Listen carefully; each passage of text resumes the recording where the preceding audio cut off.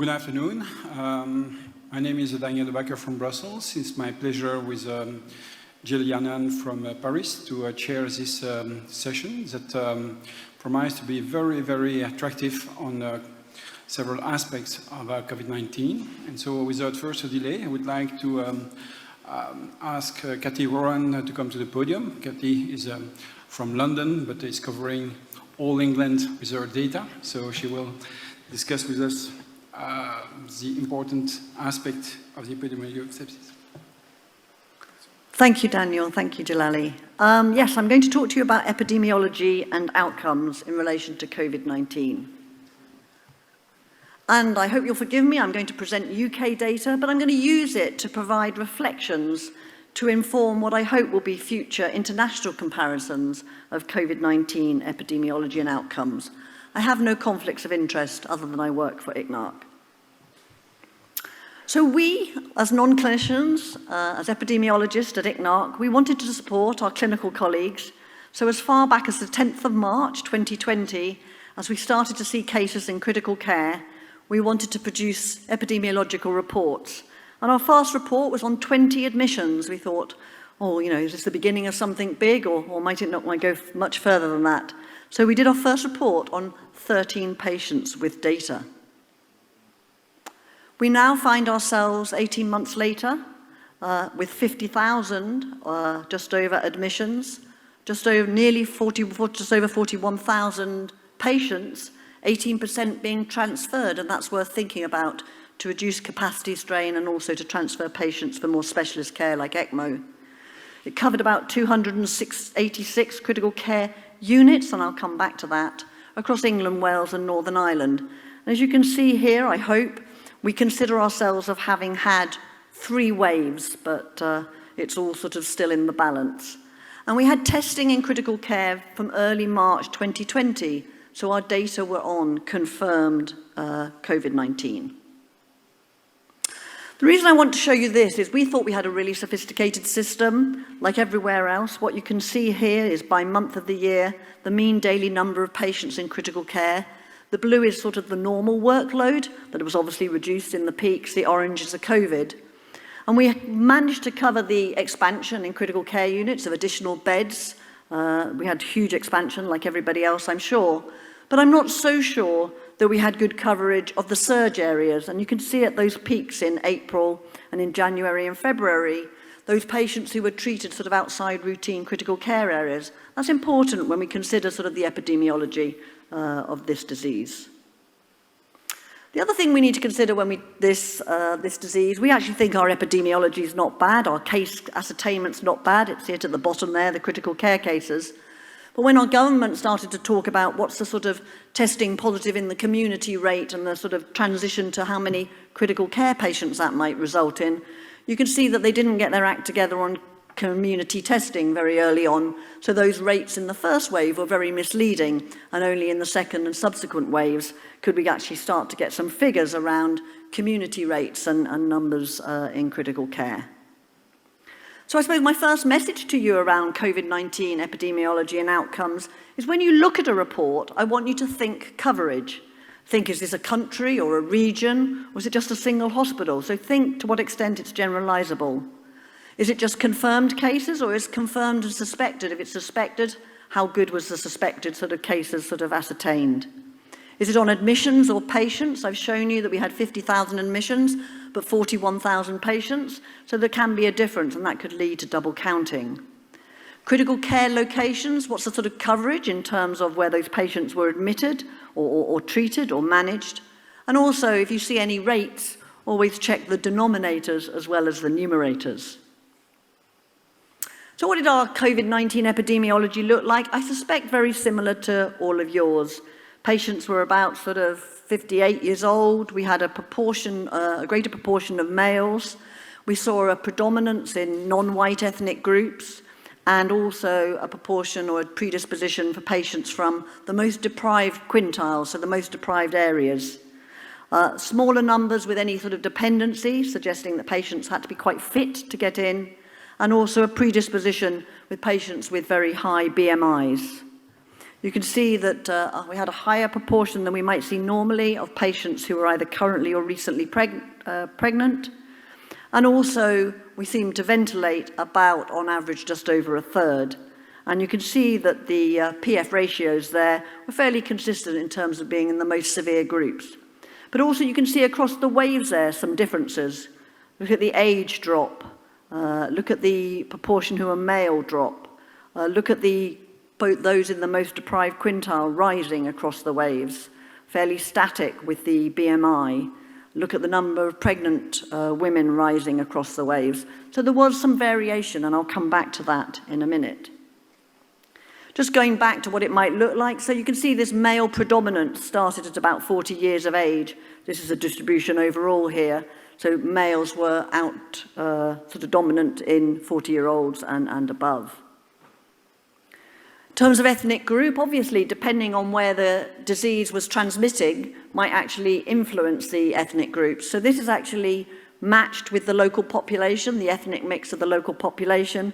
And you can see here in the bars, which are the COVID patients, the underrepresentation of white ethnic groups and the overrepresentation of non-white ethnic groups. And this was something that we raised very early on to our government and have gone on to pursue in research. And it does seem to be that non-white ethnic groups were more predisposed. This is the deprivation again. So these are quintiles of deprivation. On the left, the people living in the most affluent areas. On the right, the people living in the most deprived areas. And you can see, we'd expect if it was even, they'd all sit at 20%, the orange line there.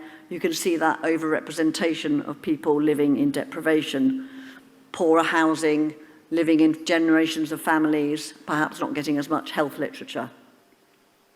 And then this is the one with the BMI. So this is again now matching to an age-sex matched general population, where you can see the underrepresentation of the lower BMI groups and the overrepresentation of the higher BMI groups.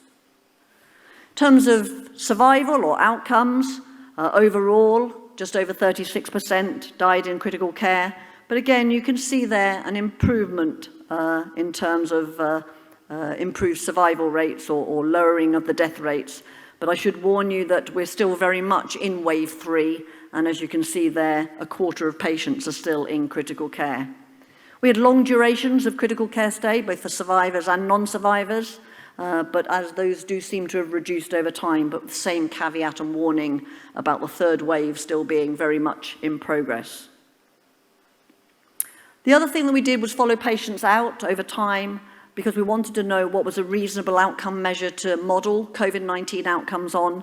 And we ended up using 28-day in-hospital mortality, because by 28 days, it seemed the survival curves here for the two waves in grey and blue, wave 1 and wave 2, and the orange one, obviously, those who've completed their stays in wave 3. So seemingly some improvement in wave 3 for those that have completed stays, but the problem of the bias that patients are still in critical care. So I want you to think coverage, and I want you to think context when you look at the epidemiology. So thinking about the context of our data. Oh, pardon me. Sorry, forgive me, I've just got myself muddled. Okay, here you've got the number of patients in critical care. So this is not the daily admissions, this is just the people, because they stay a long time. You can see here our usual workloads, the red dotted line, just under 3,000 patients in critical care. And you can see the two peaks there. And when we looked at the first peak in some detail, we looked at the epidemiology. What we did see was the epidemiology did change in the peak. When people were most strained, and as you might imagine, the capacity was strained, we saw a reduction in the number of over 75-year-olds admitted and a reduction in the proportion of patients with a prior dependency, possibly suggesting that some necessary triaging might have been taking place. Clinical management changed, so we looked at those ventilation, invasive ventilation sort of percentages. Here we were quite shocked that when across the months, again at the bottom there, you can see the numbers of patients just to get a feel for the three waves. You can see in March we were sort of invasively ventilating about 70% of patients, and that dropped right down to less than 25%, as I think the worries about sort of the use of non-invasive ventilation subsided a bit and there was much more non-invasive ventilation. But that does mean that in the later waves, those who are invasively ventilated are actually a different group to those in the earlier waves because they're patients in whom probably non-invasive ventilation has failed, and therefore it's worth thinking that about sort of outcomes when we're making comparisons epidemiologically. And here you can see this is 28-day in-hospital mortality with 95% continent intervals, but it seems to follow quite nicely, seems to be associated with that sort of reduction in the invasive ventilation rate. Obviously, the other thing when you're looking at epidemiology is to understand the context of what's going on in clinical management. I've got a recovery trial result here and a REMAP-CAP trial result here. Steroids and dexamethasone or interleukin-6 receptor antagonist, tocilizumab and saralumab. You can see the point at which they would have hit the clinical management of cases. And again, that can impact on who gets into intensive care if those therapies are effective in real practice. Variants is another area where it's important to think about the impact on epidemiology and outcomes. And this is from my government colleagues who were doing the sequencing. So you've sort of got your original COVID-19 in the pink there, which is obviously dominant in our first wave. And then you can see that it didn't naturally sort of fit with our waves and the wave comparisons. You can see that the alpha variant sort of took over in about sort of, or started to appear in November 2020 and was dominant by the end of the second wave. And then as you see, we move into our third wave. Actually, we've got that move from the alpha variant to the delta variant being dominant. And we have done some research that looks at community patients becoming positive, and there does seem to be a higher risk of getting admitted to critical care with the alpha variant than with the original variant. So again, it can change our epidemiology and our outcomes. And possibly not much difference in survival, whether you had the original COVID variant or the alpha. And I've just recently picked up, in the last couple of days, a paper in Lancet using UK data, looking at now a comparison with Delta and Alpha variants. And what this seems to show is, once again, the Delta variant seems to be bringing more patients into hospital and the emergency department. So again, we will see the knock-on effect one imagines in critical care in due course of that variant. The other thing that you need to think about in context is vaccination strategies. Different countries have had different vaccination strategies, but we're going to compare the epidemiology. You've got to understand where that cohort you're looking at comes from. Our vaccination strategy started in January 2021, was very much age and people at risk based. And I hope you can see here with the orange line, you can see that the older age groups were making up about 30% of the population, and that drops as vaccination sort of takes hold. You can see for the dotted group, they really started being vaccinated in April, so you can start to begin to see it's sort of noisy because of small numbers of cases, but that begin to move down. And then you can see that the young people start to take over in terms of being dominant. So if you imagine epidemiological cohorts from those different periods, you would see very different epidemiology and possibly very different outcomes. Very, very extraordinarily, over the period, we saw a drop in the mean age by 10 years. That's quite a substantive drop in age, purely by vaccination strategy. And you can see here, if I was imagining two different cohorts, on the left is the overall, on the right is our cohort in May to August 2021. We'd be recounting a very different age-sex sort of distribution. The other impact of vaccination has been reported in the UK, a hesitancy of pregnant women to get vaccinated. And unfortunately, we've seen that reflected in the critical care data with greater numbers and here greater proportions of women currently or recently pregnant, here currently pregnant, being admitted to critical care, quite rightly, but slightly worrying. So we've had a big campaign to try and persuade pregnant women to get vaccinated. And then finally, in terms of context, public health policies. We've all been told to do different things at different times. So our first national lockdown was on the 23rd of March. So that all the national lockdowns, we've had 3 of them. You can see in red at the bar at the top there. And then we've had some restrictions in those other periods, marked in the yellow there. And we're all slightly worried because since the 19th of July, we've all pretty much in the UK been able to do whatever we want. And I had European colleagues telling me that seeing 50,000 people at a football game not wearing masks and not maintaining distance is slightly worrying, and we're slightly worried in terms of the impact on critical care epidemiology and outcomes. So I think there are important international comparisons ahead, but I do think we need to think about comparing like with like. And so when you read an epidemiological report, all I would ask of you is that you think coverage and you think context. Thank you very much.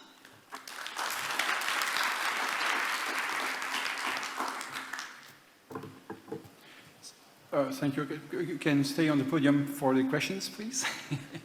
Are there questions from the audience? Rushing Please, off the podium, sorry there. Not customized anymore. So, if I may ask a question, we see everywhere around the globe this difference in survival rates that we tend to attribute to the lower intubation rates for the patients. Of course, one of the concerns maybe is that before we were doing non-invasive mechanical support on the wards, and these patients may not be accounted. Were these patients accounted in your series or not? Because you mentioned a little bit these out ICU patients, but we do not know exactly what it is. No, so you're absolutely right, and that was one of the concerns of the move to non-invasive ventilation. We have another sort of separate data collection that's not done by ICNOC that was picking up the hospital cases, and we've been doing a lot of work with data linkage. And you're absolutely right, as was necessary, we had non-critical care staff in non-critical care locations putting and managing patients on non-invasive ventilation.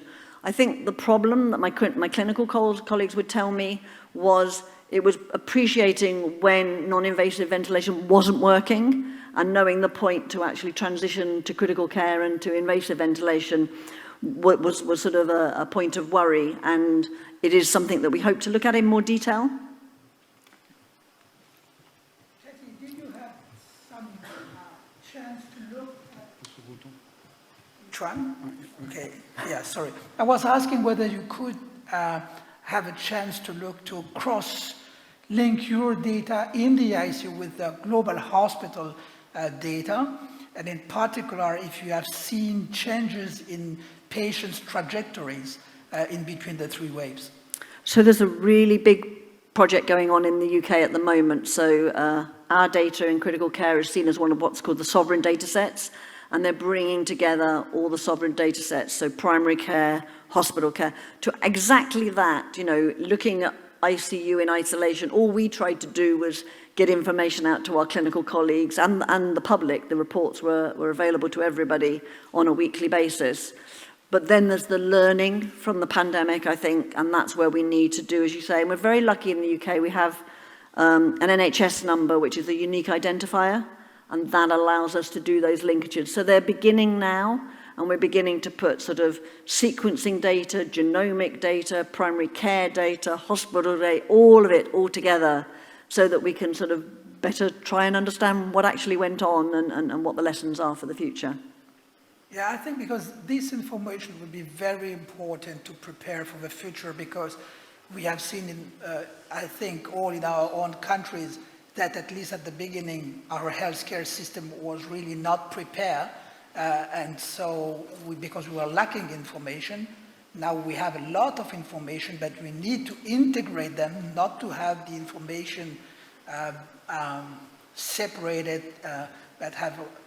I think it's okay for them to be separated as long as they can be linked. And I think you're absolutely right. We need to understand what was the learning curve, you know, the true learning curve, new disease, wow, what do we do, sort of type thing, away from all those other organizational service delivery, you know, testing, not test, all those other sort of things that muddy that water. So we can really understand, you know, how quickly we learned to treat this disease and what outcomes we could have expected, if that made sense. No, I agree. So We will continue discussing the epidemiological aspects of this disease. I'm inviting Stephen Brett to talk about different aspects of epidemiology, which is the epidemic modeling. I think that Stephen is still in his hotel room because coming from UK and waiting the results of his PCR done this morning. So Brexit. So hello, everybody. Yeah. hello. Excellent. As saying, I'm still. Well, I've just been released from quarantine, but obviously it's too. I didn't have time to scamper up to the conference center, so my apologies for joining you from my hotel room. My talk very much segues from Kathy's remarks just now, although I'm going to be talking a little bit more about data in the community and also a government approach to handling data and to handling modeling. Because obviously everybody likes to be able to anticipate the future, especially policymakers. So I'm going to speak to you for a few minutes on that, and you'll be pleased to hear I'm not going to trespass on your time with any mathematics. If you want that, you'll have to look elsewhere. I'm just going to deal with the general principles. I have no disclosures other than I am a member of the UK government's modelling committee, which is called SPI-M, and I'll come back to why it's called SPI-M in a moment. So obviously we've known a lot about infectious diseases for very many years, and the striking speed with which epidemics and pandemics can sweep through populations. This is the Black Death, which entered Europe in 1346, just after the siege of Kaffa, and very rapidly spread throughout Europe and was responsible for the death of 2/3 of the occupants, sweeping through in waves and leaving very little untouched, and leading to quite a lot of civil unrest and political consequences as well. And moving the situation forward, people began to realize that often diseases which seem to behave in an epidemic way had a mathematical rhythm to them. So although this is before people had even understood that germs cause diseases, people had noticed that there was a mathematical cadence to many particular diseases. And I borrowed this from Kira Campbell on Wikipedia, which demonstrates the concept of R0, which is spelt rather idiosyncratically. But we can see that this concept of R0, which is the number of individuals who one index case infects, and this varies at an initial case depending upon the infectivity of the disease, and we'll come back to that. Now, in the United Kingdom, we have numbers of groups in universities who are epidemic modelers, and one particularly influential group comes from one of our colleague groups at Imperial, run by Neil Ferguson. And in March last year, just after the cases started to sweep through the UK, or just at the start of this, he was running some models on what non-pharmaceutical interventions might do, but he came up with some striking figures for potential fatalities within the UK and other countries, which he then brought to the attention of policymakers. And you can see that on the left, that he was predicting jaw-dropping numbers of deaths for the UK population if nothing was done about it. And then in the panel on the right, you'll see some modelled estimates of what might happen with varying non-pharmaceutical interventions. And you can see the line at the bottom represented the surge capacity for critical care in Neil's calculations. So these were jaw-dropping and were certainly sufficient to catch the attention of politicians. And very shortly after this, we had the complete UK lockdown, which Kathy referred to, on the 23rd of March. Now, that shape of a sort of symmetrical exponential process has been seen many times before. If I can get my slides to advance. And this is a classic paper published by the Royal Society in 1927 by Kermack and McKendrick. And they established what is still one of the principles of mathematical modeling of epidemics. The panel on the right, which you'll recognize from the previous panel, actually is an episode of plague in the city of Mumbai.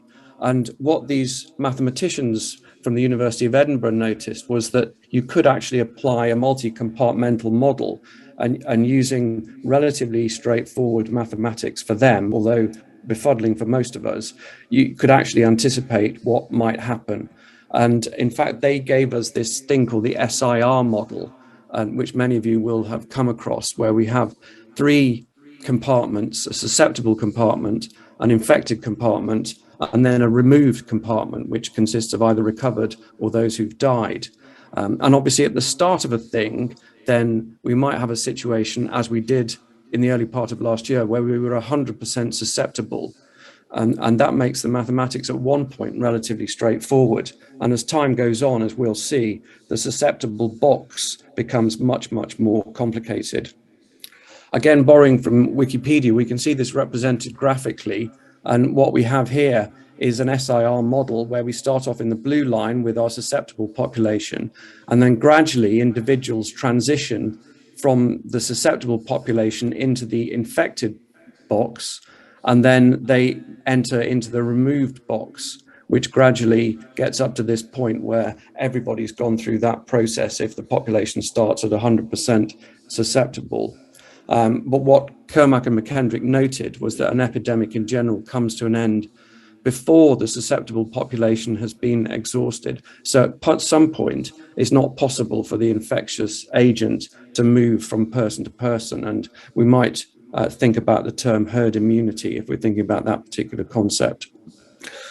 Now, more recently, people have added other boxes to the simple SIR model.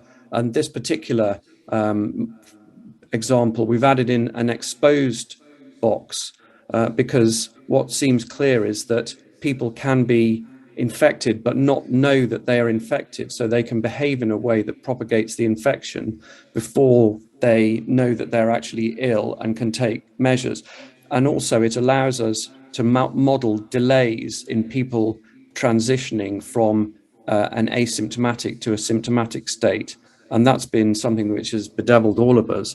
An epidemic of broken legs is relatively easy to understand because it's obvious when the leg is broken. But with a disease where there is an infectious but asymptomatic phase, then that makes the whole thing more complicated.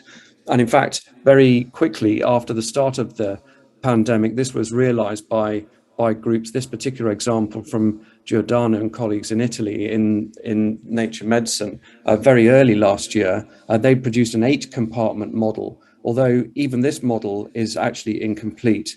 So they characterize people into various different states, but what they've actually missed out is the transition from healed back to susceptible, as we'll talk about more, I suspect, as we go on. But these models have become progressively more complex. And there are a number of key concepts in modeling. So I mentioned R0 or R0, which is the basic reproduction number at the time the pandemic or epidemic starts. So it's the average number of individuals infected by one case.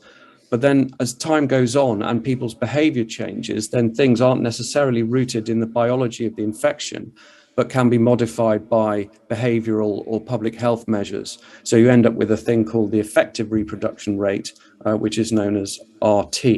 And then we have little r, which is the growth rate. And then we have some other terms which are relatively more or less intuitive. The doubling time, which we can apply and derive from any particular mathematical process which is exponential, and then clinical attack rates, case fatality rates, etc. And down at the bottom, hospitalization rates, which we're all worried about as health service professionals. So why might we do any of this modeling? Well, I think a lot of this is driven by anxiety and trying to work out what might happen in the future. So it's trying to understand what's happening currently, because sometimes it's not possible to get a picture of what's happening currently because of these lags which occur in the progression of the disease. So we need to use models to try and anticipate that and to try and work out what's going on in the future.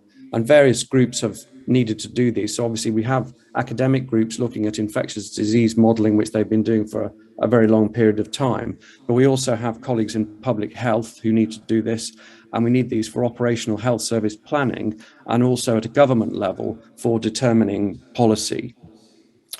So in the UK, we inherited some infrastructure which was available to pivot to a COVID function. So in the center, we have an organization called the Scientific Advisory Group on Emergencies, which is an organization which comes together at the request of the government to provide scientific advice and actually delivers policy to or policy suggestions to central government. And then surrounding that are another series of committees of experts who interpret and provide data and analysis into the scientific advisory group. And on the left, we see this thing called SPI-M. Now, this is actually an inherited legacy from pandemic influenza, and they didn't bother to change its name. So it's called the Scientific Advisory Group for Pandemic Influenza Modeling, if you will. And that's been working flat out from the beginning. And then we have a behavioral subgroup, a pediatric subgroup, a group called NERVTAG, which stands for the New and Emerging Respiratory Virus Threat Assessment Group, and the JCVI, which is about vaccine advice.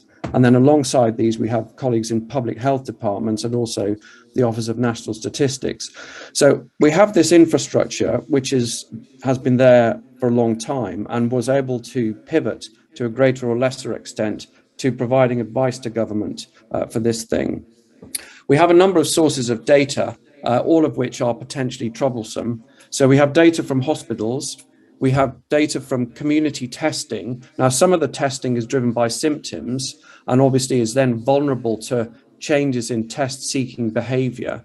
Mass testing done as part of academic and public health projects, which tends to be done more randomly and is less prone to bias and aligns a bit with the academic and public health projects. And then we've got some interesting projects on things like looking at sewage or wastewater, where we can look at recovery of viral nuclear material from sewage, and that can give us some guidance to where areas are particularly struggling. And I mentioned test-seeking behavior. So this can alter a lot the interpretation of community data, because obviously if you create perverse disincentives for people to seeking tests, so for example, if you compel people to isolate and therefore stop them earning or going to school, then they may be less likely to seek out a test when they're feeling not very special. And there's also enrollment bias into academic studies, and there's the natural anxiety that people have of seeking healthcare.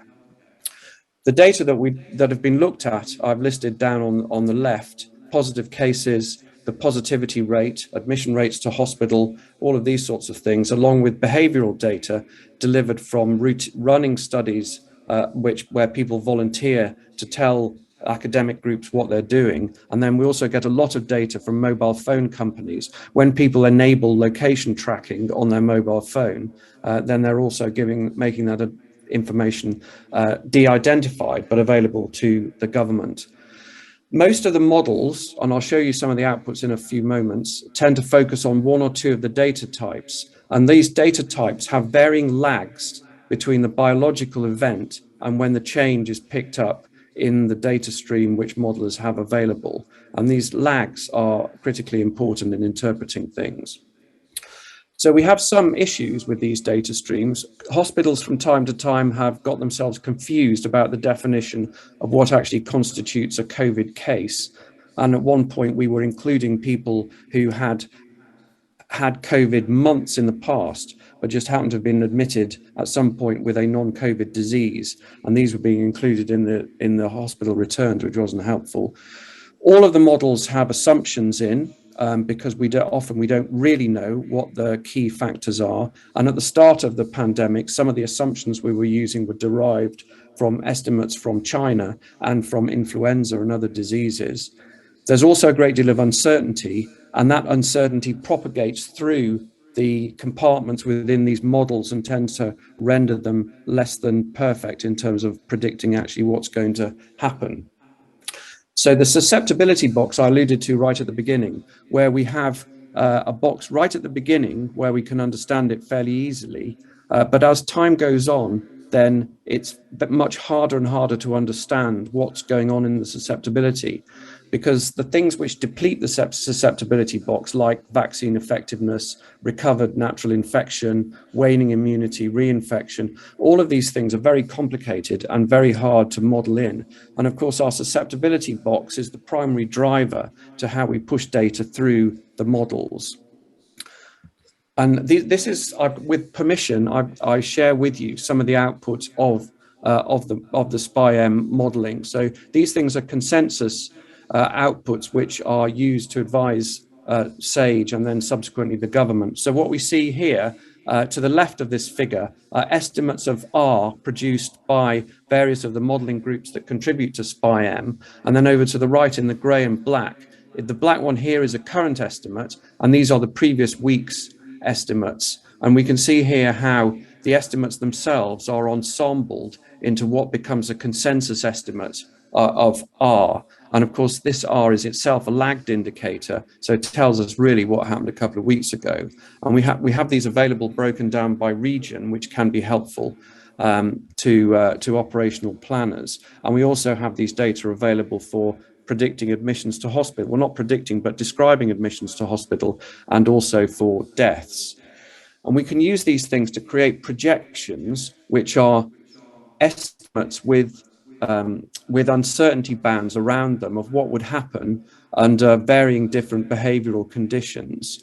So this was produced on the 28th of October last year, and it consists of a series of projections of what might happen for hospitalizations, depending upon the date at which the government either did or didn't choose to impose the October or the autumn lockdown last year.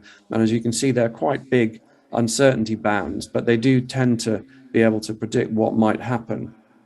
A scenario models something where the government might have a change in policy. So there's an element of might in there, and you can run a series of scenarios based on different baseline conditions. So in this particular one, they've used different estimates of R and then rolled that forward to look at the consequences of one particular step in what's called the UK roadmap.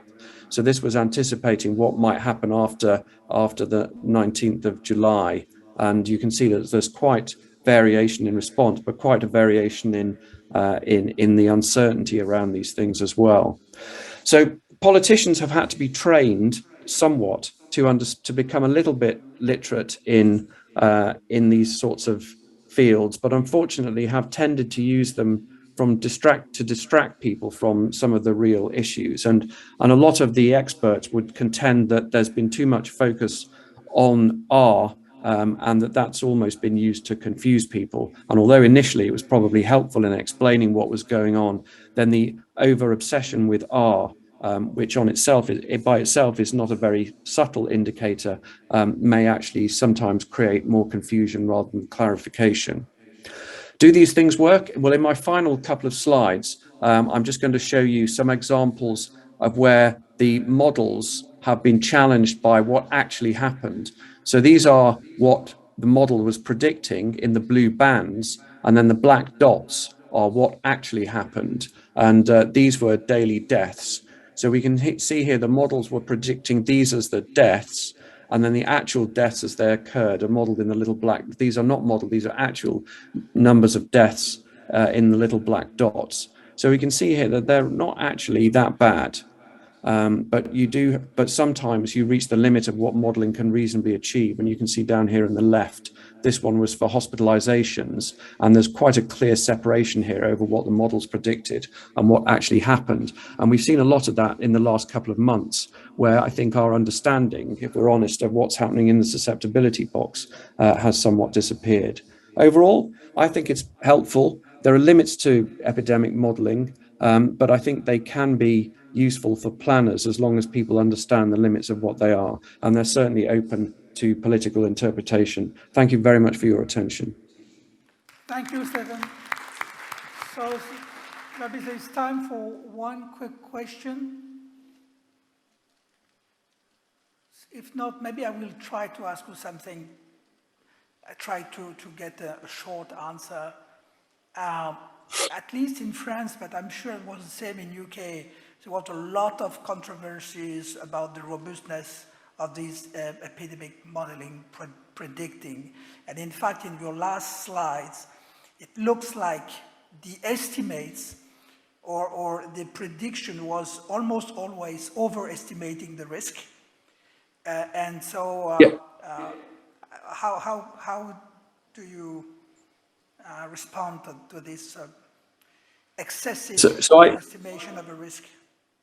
So I think you're right. So I think the risks over the last few months have tended to overestimate what actually then subsequently happened.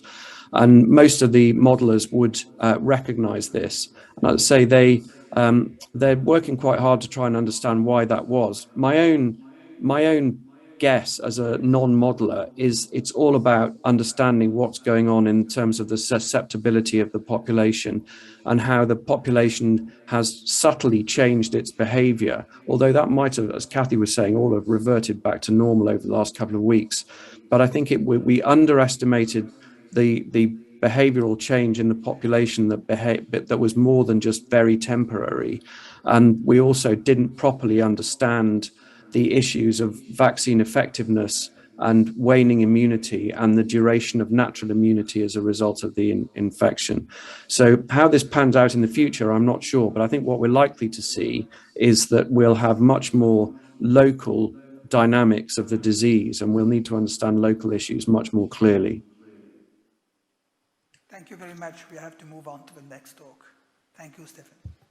Thank you very much. So it's time to move to the next presentation by Elie Azoulay from Paris, France. Elie is also the president-elect from the ISICEM, and he will discuss the COVID-19 in immunocompromised patients. Thank you very much, Daniel. Thank you, everyone, for being here and for bringing us some healing air. Very, very happy to be here in presence. Well, immunocompromised patients, these are my disclosures. So the clinical question is whether these patients are different than non-immunocompromised patients, and if yes, what are the reasons for that? Clearly, when we go to immunocompromised patients, we can either consider what's the underlying condition. Is this a cancer, a transplant, or a hematological malignancies? And we not only have the immunosuppression related to the treatment, but also to the disease itself. We have the cells, patients with neutropenia versus other like lymphopenia or any other cell disease, and what are the complications. So here, about COVID-19, it is really a question of interest. One, there is a prolonged replication. Immunocompromised patients don't know how to clear SARS-CoV-2. Two, in the same patients, the top of the iceberg is that not only they are not cured, but also they develop mutants that make their disease longer. There are poor clinical outcomes, but this is a constant finding when you compare immunocompromised patients to others, but it's still limited. We have unclear definition of the immunologic determinants of severity based on the immunological aspects that are complications of COVID-19. And also, we have been using a lot of immunomodulatory agents in COVID-19, and in these specific patients, maybe there are different outcomes that could be expected. Clearly, one of the, I would say, the main aspect to consider is that these patients are not able to clear SARS-CoV-2. And these patients can have prolonged excretion for weeks and even for longer. So, can we evaluate the incidence of immunocompromised patients with severe COVID-19 infections? The answer is no, for many different reasons. One of those is that we have been very much considering ICU admissions for these patients quite carefully, and we have been using an ICU bed differently in immunocompromised patients as compared to other patients. So no incidence is possible. Look at the different data. This is the first large cohort that has been published by the colleagues from Italy. The comorbid conditions are in 68% of the patients, but no reference to immunocompromised patients. The same here is in the cohort from New York. The same here is the first cohort from China. In the second cohort from China, you can see that they have been less selective. It was earlier in the pandemic, and you can see that here again, when we combine malignancy and immunosuppression, we have in the severe cases 15%, and we consider actually that about 20% of the critically ill are immunocompromised, so bringing a 15% rate is something that is likely to be close to the reality. Here again, we can see that there is an impact of underlying immunosuppression with the occurrence of a severe disease as compared to non-immunocompromised patients. This is one large cohort considering different comorbid conditions where the number of immunocompromised patients was about 10%. So let's say it was selected, but still in this situation, there was no association with mortality, showing that these patients admitted to the ICU were very selected and likely to benefit from a full critical care management. This is the French cohort that was published in Intensive Care Medicine, a large number of patients. And here again, one of the major contributors to day 90 mortality was immunosuppression. As you can see, you have a very significant difference in day 90 mortality when you compare immunocompromised to other patients. So when we look at this systematic review and meta-analysis, the concept of immunocompromised patient is still to be reconsidered because not all of them behave exactly the same when it refers to COVID-19. Cancer patients, hematopoietic cell transplantation, and solid organ transplant were the three groups in this specific systematic review. And you can see when you compare the gray here in the different graphs, the gray is the general population, not immunocompromised, and then you have every different group, stem cell transplant, solid organ transplant, adult and pediatric cancer. And you can see that overall, based on the underlying condition, these patients have more comorbid condition, and that contributes obviously to altered survival. When we look at the symptoms, we know that patients with solid organ transplant have a higher frequency, a higher incidence of severe disease, and they are requiring more frequently mechanical ventilation, and mortality is much higher. When we look at the specific aspect of severity and the need for mechanical ventilation and mortality, here again, solid organ transplant are one of the poorest conditions when we consider immunocompromised patients. One of the things that we could say that is a concern from this literature is that they have been considering mortality, but not the outcomes of the transplant. And many patients, like kidney transplant, survived, but their transplant did not actually survive. So there are two outcomes in solid organ transplant, and in most of the COVID-19 literature, only one of the two has been considered. This is one of the nice papers on solid organ transplant, and you can see here again that, of course, kidney and kidney pancreas are the first source of transplant, and here again, not only there was a very selected population, but also outcomes were quite poor. So what are now the specific aspects in immunocompromised patients? So this is the top of the iceberg. You may have seen this case report in the New England Journal of Medicine showing that in the same patient, not only the clearance of SARS-CoV-2 was impaired and it was positive for weeks, but also in the same patients, different mutants. And here, actually, when you look at the graph upstairs, 4 different mutants affected these patients, and clearly persistence of SARS-CoV-2 and mutations is the main concern in immunocompromised patients.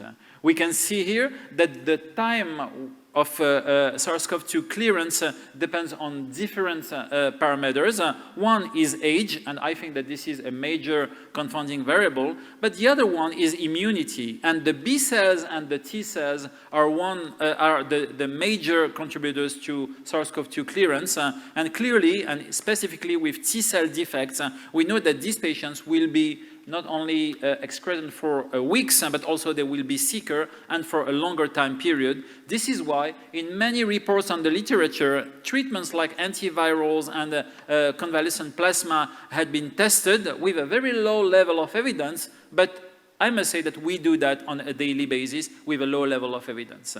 This is another systematic review on cancer patients, and you can see here that when you are not getting into very selected ICU populations, you have an increase in mortality, severity, as well as the need of life-sustaining therapies. There are three groups of patients. So we said solid organ transplant. The other one is hematological malignancies. And there are two studies that support really the fact that patients with hematological malignancies have had a very bad period with COVID-19. One is the ability in this very nice Italian study to compare hemato patients before, with and without COVID-19. And here you can see that the SMR was very, very high, 41.3%, sorry. And clearly in these patients, COVID-19 was associated with a huge morbidity and mortality, mostly in AML patients, acute myeloid leukemia, but also in plasma cell disease.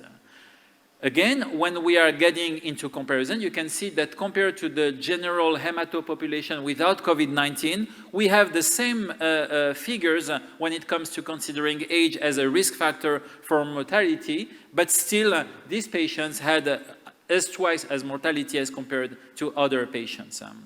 The other group that is a group of interest is the stem cell transplant. And you can see here that in this large study of 318 patients, that the patients were very selected for two reasons. One is that outcomes in autologous and allogenic stem cell transplant were the same, which is impossible because you cannot deal with a graft versus host disease without paying it in increased mortality. So if you are having the same outcomes, is that you have selected your patients. And the second one that clearly says that these patients were very selected is that the occurrence of COVID-19 came at almost the same time in the two diseases, but which is absolutely abnormal because after 2 years of allogenic stem cell transplant, unless you have GVH, or you are almost cured. So in this study, we can see very clearly that the literature is very biased, and when you look at these good results in stem cell transplant, you need to consider that we are dealing with very selected patients. To get to my last part of the presentation, I just want to pass two messages. One is about chemotherapy. Many of our patients come to the hospital to receive chemotherapy, and they can either get hospital-acquired COVID-19, or sometimes, at the time they come for chemotherapy, they are positive, but they are asymptomatic. And these very two specific situations are really a situation of worry, because if you are asymptomatic, but then you receive chemotherapy, you are going to develop a very severe COVID-19 and with a very high related mortality. So there are studies showing clearly that we need to consider differently, and if we can postpone or organize differently the treatments, for example, doing bio or targeted therapy first and then myeloablative chemotherapy, so then we would consider different treatment options. Of course, we are not sure about the outcomes comparing the two strategies, but still, it's a real problem, mostly in patients with AML, CLL, and myeloma, and we know that these patients are really going to pay with an increased mortality when they need chemotherapy, even if the COVID-19 is really asymptomatic. So the literature is this one. You are going to see many cases where antivirals, where plasma has been used to clear SARS-CoV-2, because you can see that weeks are needed to clear SARS-CoV-2 normally, but the level of evidence is low. And by definition, when we look at the literature on antivirals in COVID-19, immunocompromised patients were excluded. So using them and having now large cohorts to be able to compare, the data are not ready, but it's something that is really considered as the standard of care, providing everything that could shorten SARS-CoV-2 clearance and make that these patients become negative. And if there are IgG against SARS-CoV-2 negative, we are providing them with plasma. And we know that in patients with severe immunosuppressions, it has clinical translation, but the level of evidence and data in the literature are almost virtual. So to sum up, COVID-19 is associated with a high morbid mortality in immunocompromised patients. Solid organ transplant are clearly paying the high price, and I'm sure that other patients with stem cell transplant are also paying it, but we don't have the data because of selection. We know that the protracted viral shedding is the key target for interventions, but data are scarce. We know that we should consider postponing management because doing chemotherapy, giving chemotherapy to these positive patients, even if they are asymptomatic, can translate into serious problems. Thank you very much for your attention.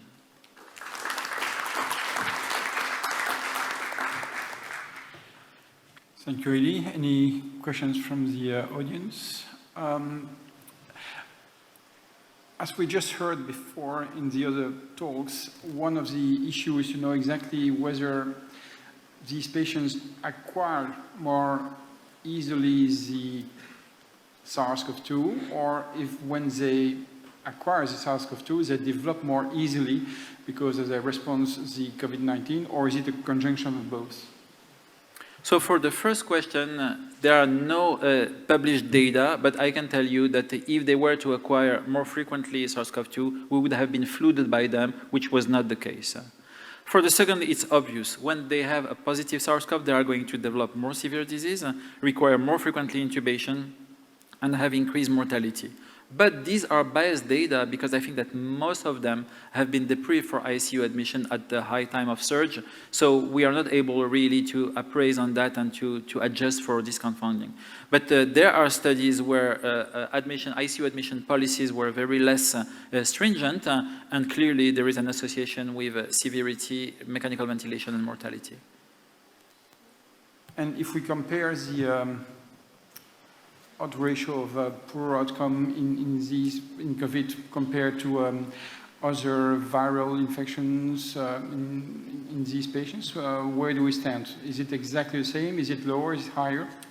No, it is considered that when we compare to flu, outcomes are still with increased mortality. And in the the very nice paper from Italy that is published in the Lancet Hematology, they also published a cohort on hemato patients with flu, and mortality ranges are moved from 30% mortality to 60% with COVID-19. So it's still with an increased mortality. Eli, on a population perspective, do these patients, when they acquired COVID-19 because persistence of the virus replication and the emergence of variants and mutants, are these patients maybe one of the major sources for future variants of SARS-CoV-2? So I'm sure that they are not the only one. And children, the children population is one of them, because the same data have been published in preschool children and even in between age 4 to age 9. So yes, that's obvious. This is a real source. There are two problems when we say that. One is that we have been the first to provide them with vaccines, and many of these patients with B and T cell defects cannot develop antibodies, so they are the ones to receive polyclonal antibodies when we are early in the phase with the solid organ transplant. And the other thing is that they are also, with a very, very low level of evidence, the one when we should consider providing them with passive immunotherapy with convalescent plasma. Still, I would not be easy to say that it's a standard of care. I think that we are doing something with a very low level of evidence, and we are happy to do that.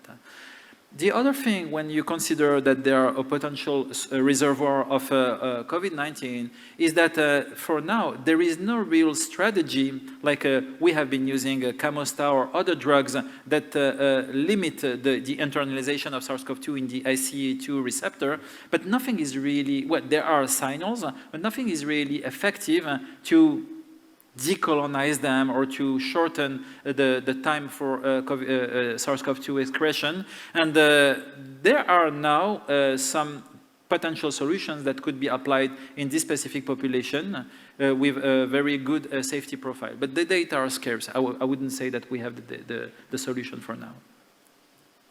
Thank you. Thank you, Eli. We need now to move to the next talk. We'll continue with investigating the host response to SARS-CoV-2, and Professor Thierry Calandra from Lausanne in Switzerland is going to talk about the antibody response. If you allow me, I will drop the mask. I will ask the first row if it's okay with you that I drop it. Thank you. It's going to be better in terms of acoustics. So thank you very much for the invitation to review the antibody response to SARS-CoV-2. I'm going to include data that were provided to me by our immunology colleague, the team of Giuseppe Pantaleo in Lausanne. my only disclosure is the fact that we got a grant from the Swiss National Science Foundation to study various aspects of the disease. So I borrow from Alessandra Nato from Jeppy Pantaleo's group this cartoon showing the 4 structural protein, the S, the E, the M, and the nucleocapsid proteins of the SARS-CoV-2. The spike protein allows the attachment to and fusion to the membrane of the host with the ACE2 receptor, and there are 2 subunits of this protein that exist as a trimer, and I'm going to speak about that in a second. Working models, this is a very nice review in Cell in July. Traditional generic example of, for example, viral infection, we get the innate immune response and then the adaptive immune response with its 2 arms, antibodies and T cell CD4 and CD8. Average SARS-CoV-2 infection, you have intervention of the innate immune response, but SARS-CoV-2 inhibits and delays the type 1 interferon, but still B and T cell response can take place, and this is curbing the viral load curve here. However, in severe SARS-CoV-2 infection, we have this delay in this initial blip of the innate immune response.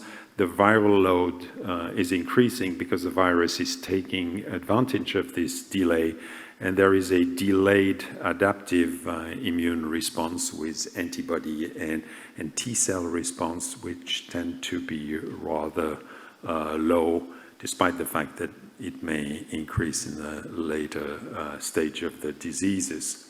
So adaptive immunity, as I said, 2 limbs of 2 arms, the antibody on one side that we can easily measure. We cannot easily measure T cells, either CD4 or CD8 T cell responses. And once we recover, one very important component are these memory B cells that are going to help us to mount the response again if we are re-exposed. You heard before about waning immunity, and this is putting some complexity into modeling. And this B cell response from the memory compartment is also going to bring complexity into what's happening when individuals are being reinfected. So I'm going to describe here Luminex assay based on these beads, on which our colleague from the Immunology department, together with the Swiss Institute of Technology in Lausanne, developed a spike trimer of the spike protein, and they coupled that to beads, allowing to measure the antibody response to the spike trimer, or added ACE2 and see the impact of dilution of plasma or immune serum to see whether they can neutralize this interaction, and then measure that with fluorescently labeled secondary antibodies. And these assays have been described into recent publications and have been wonderful in helping us measure the antibody response. What Craig Fenwick and his colleagues did was here, and this is summarized in Journal of Virology last year, that this trimer assay based on Luminex beads was better in terms of sensitivity. These are the blue bars compared to 5 commercially available assays. Not saying that these assays are bad, just that this native form of the spike protein as a trimer was helping increasing the sensitivity of the assay. We also use various cohorts of patients. I'm not going to go through it, but large numbers of hospitalized patients. This was in wave 1 in Switzerland, as well as almost 600 subjects enrolled in various cohorts patients being PCR positive, contact of PCR confirmed cases, or randomly selected by the Swiss Federal Office of Statistics as control in our region, as well as healthy control to have the set point of the immune response. With that, what I can show you with this assay measuring IgG here, this is the cutoff of the normal population. You see that by about a week to 10 days, about 40% of those who had been infected, PCR positive, develop antibody. By week 2, you are over 90%. And when you are in between 16 and 33 days, 97% develop antibodies. You have a 3% that turned out to be not positive after 1 month.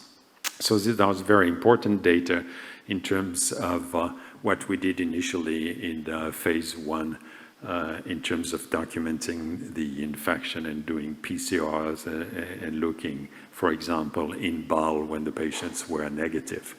So you see here the antibody response. This is a ratio here. 6 is the upper limit of normal. Seropositive asymptomatic donors have lower level than symptomatic PCR positive donors. You can appreciate the difference between the two. How did things evolve over time? These are antibodies, IgG, directed against the spike, the receptor binding domain of spike, or the nucleocapsid.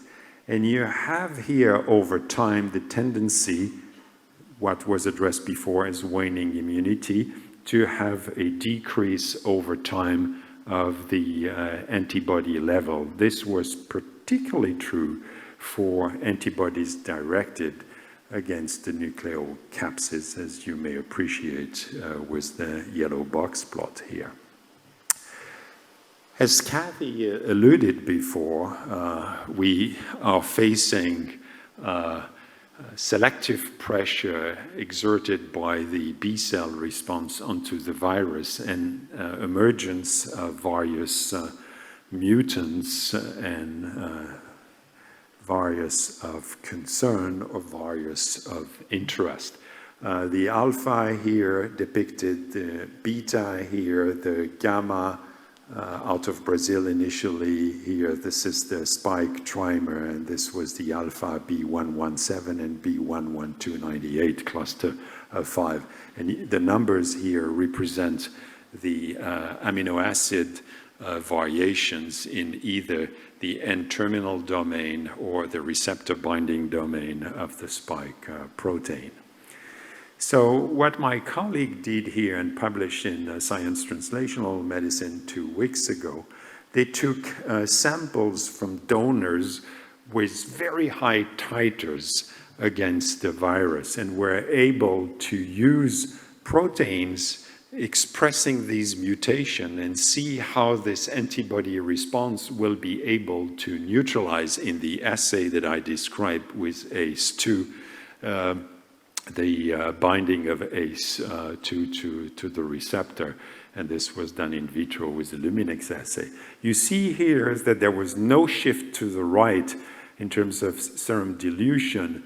And here you have the inhibition on the y-axis. So this individual had a very good antibody response that was able also to neutralize or react with other protein, where you see that one that had also very good was completely deficient in terms of response to this E484K mutation that is present among others in the beta variant. And they took other immune sera from patients, and you see here that you have a shift depending upon the mutation that they express in the spike trimer, shift toward the right, meaning less neutralizing capacity. And the beauty of this assay that you can do at the same time a multiplex analysis against all these variants.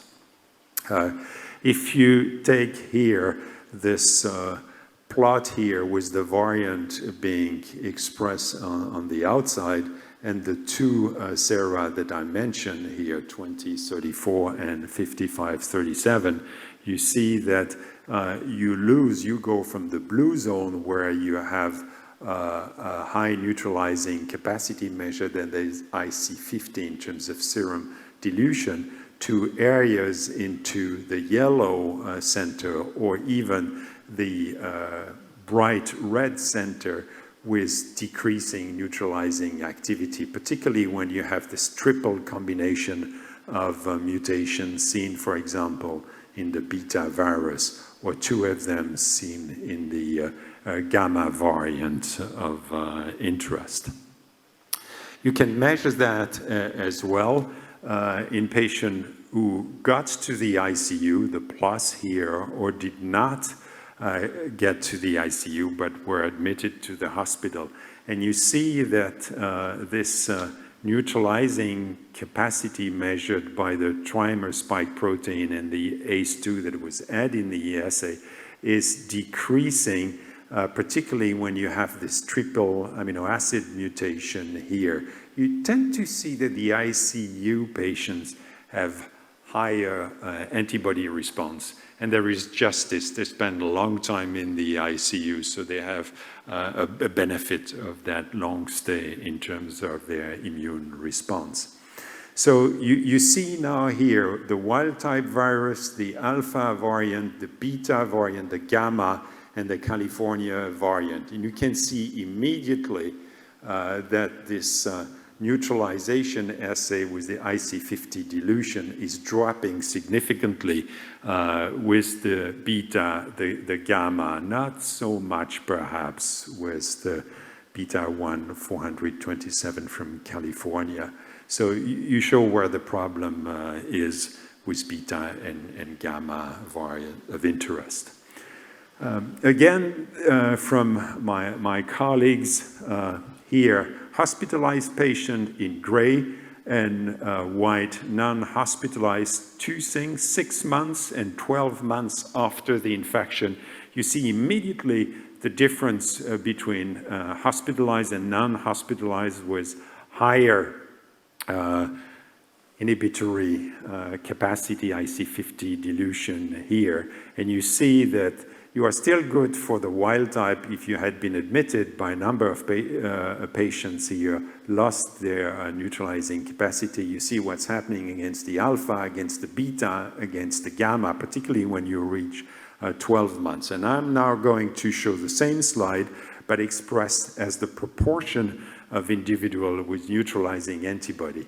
And it's becoming obvious that you have a waning immunity and an immunity which is less efficient against the various mutants over time, particularly if you are not admitted to the hospital and you are 6 months or 12 months down the road. This is a recent publication in New England, the effectiveness of COVID-19 vaccine against the Delta variant. You have here the Pfizer-BioNTech, and this is AstraZeneca. So 1 dose is not enough, as we know. You reach high level with 2 doses, but you see that AstraZeneca, you are at a lower level, explaining why in South Africa this was problematic. You can do same things, another publication by a French group here with Pfizer and AstraZeneca, first dose, week 3 and then week 8, week 10 for AstraZeneca, week 16 after 2 doses. You see again that you have lower responses against the variant of concern compared to the wild type or the D614G amino acid substitution. What about the monoclonal antibody, a publication from Nature here, various monoclonal antibodies? You see that against some of the variants, you have a high titer, but you tend to lose, particularly against the beta here. These are the blue curves, and you retain some activity against the Delta. These are the two monoclonal in Regeneron preparation. One is losing activity against beta, whereas the other one is keeping some good activity. Same data is seen by my immunology colleague in their test. Second antibody good, the first one is losing against the various mutants with this mutation that I showed before. So in conclusion, the vast majority of individuals infected with SARS-CoV-2 will generate a robust antibody response with high IgG level that correlates with disease severity, being admitted to the hospital or to the ICU. The main target is a spike protein, but you react to other protein of the virus as well. And particularly this receptor binding domain is important because neutralizing antibody will block the interaction with ACE2 receptor. You have seen that immunity is waning. What is the duration of immunity? 6 months, 12 months. It will all depend, as Elie Azoulay addressed. If you are immunocompetent or immunocompromised, you have comorbidities.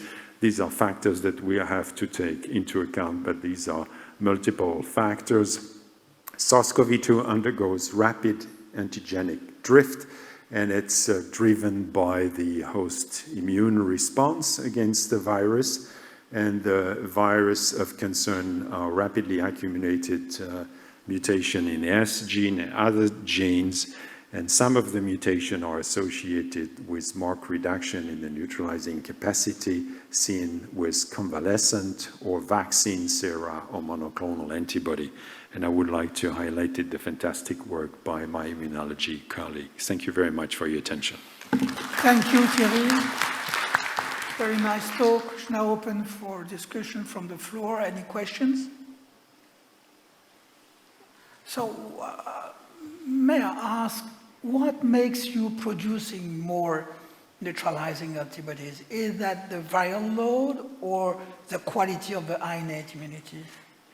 Well, viral load is playing, of course, a role, but all the event is depending upon what has happened before. So you can reason in terms of the two aspects of your question. But then it's a play between the host response and the virus, which is under selective pressure, as I said, and you will select things that are not neutralized as the wild type before. So this will drive the play between the two over time. And the B-cell response, particularly from the immune compartment, is going to play an important role. Hello, I'm Göran Mårtberg from Sweden, and I have a question about vaccines and commercially available tests of antibodies. I heard that if you had the infection, and then you wanted to see, then you can measure your antibodies, but having vaccines, it's not very easy to measure the antibody level. Is that correct? Well, it depends. Yes, you will have the antibody response that you develop either naturally upon the infection or against the S protein that we have in the vaccine is very easy. You measure the antibody against the nucleocapsid and you know that you have been exposed to natural infection versus negative for N, positive for S, and it's your vaccine response. So you can do the same. One thing which is tricky is that in trying to do the correlation between antibody level and reinfection, it depends whether the patients are symptomatic or not, whether they come to testing early or come to the hospital early, because B-cell response from the memory is going to blur the picture. If they come later on after, let's say, 5 or 7 days, they will have increased their antibody level, and you may reach false conclusion in terms of why did they develop reinfection and you may conclude that, oh, it's not associated with the antibody level, but you already measure the recall response to the second infection. So it's going to be tricky, but you can tease out whether they have been exposed only to the vaccine or to the natural infection. And you may have seen that there was a fantastic editorial in Science about hybrid immunity, that the best response you may have is natural infection followed by one dose of vaccine, and you get very high antibody level. We don't know if the reverse is exactly the same. I sent an email to one of the author of that editorial saying, what about if we are vaccine first and get exposed thereafter? And I got the response last night saying that we don't know the answer to that question, but at least natural infection followed by vaccine is a fantastic response. How long will it last? We'll have to see. And it all depends about the evolution of the virus. And the Maybe last question Jason- then. Sorry. What are we going to measure to understand when the vaccines that we had is no longer working for us? Well, ideally we should do the antibody response as well as the T-cell response. But T-cell responses, you can do that in the lab. It's more difficult to do that broad spectrum in the population in terms of public health. Okay. So maybe very briefly to prolong on this discussion. So can we predict the response to the vaccine or to reinfection based on the level of antibodies during a primary infection? Well, this is a very important question right now, because what shall we do? You know, some country like Israel decided to use the third dose. So far, we have not seen too many data. Again, I've seen, including colleagues who got re-exposed, reinfected, had antibody levels that were, in our test, above the ratio at 6 or 10.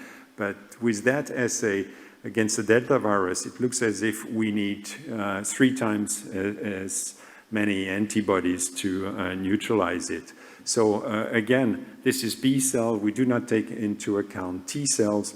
We know individuals who have been reinfected, and this was the situation of my colleague, having 10 to the 5 by PCR copy number in the pharynx with minimal symptoms. The problem is that you share the virus with others if you don't wear the mask like me right now.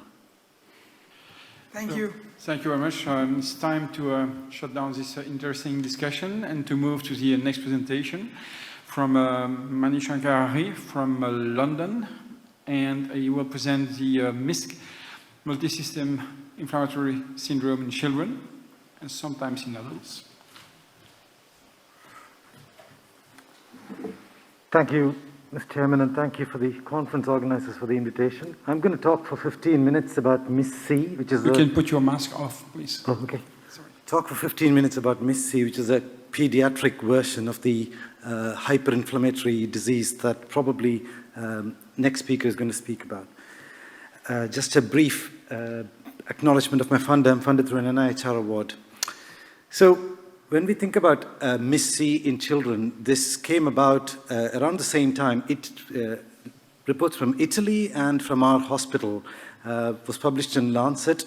The paper on the left is from the UK, and the paper on the right is from Italy. And what we saw, these are my pediatric colleagues, I'm an adult intensivist. So what we saw were children with what looks like a disease resembling Kawasaki's disease, with many of the systemic inflammatory features. And they were brought into intensive care unit and required somewhere between 3 to 5 days of intensive organ support therapy, which is very unusual from the earlier part of the pandemic. And around the same time, we felt that it was kind of important to study the immune system as we saw the clinical differences between Kawasaki's disease and this presentation. And I think all the kind of kudos should go to the 3 lovely members of my team who did most of the work. I got the glory of writing the thing up and presenting in front of you. That's Michael, Matt, and Ashlyn. Hats off to them. I want to talk about 7 key points from this paper, and there are lovely other papers around the same topic. For the brevity of time, I'm just going to use this paper. So the first kind of description, this is the first immunological description of this cohort of patients. We had roughly 43 patients coming with a clinical diagnosis of PIMS-TS or MIS-C. And out of those patients, we were able to consent and recruit 25 patients. Remember, all this was happening in 4 weeks' time. And we had samples available at 3 time points, which is T1, which is the time point of admission to intensive care unit, a second time point, which is when they've had the peak of their systemic insult, and a third time point when we followed these patients up when they came back for outpatient visits. And briefly, the reason why I'm putting that slide up is not to kind of talk you through every single line. I just wanted to highlight a few things, really.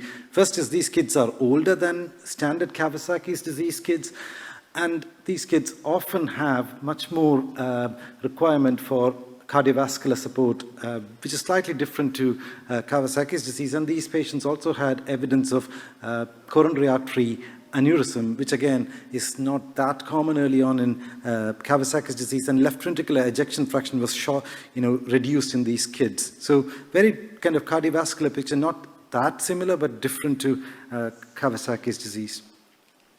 So when we kind of first saw this picture, we were trying to do the immunology of this disease, but we wanted to make sure that we need to compare it with patients with Kawasaki's disease. And sadly, we did not have samples of Kawasaki's disease at the time, but we are working on that piece of it. But clinically, we looked at all the published literature up until then. This is in the supplement of the paper.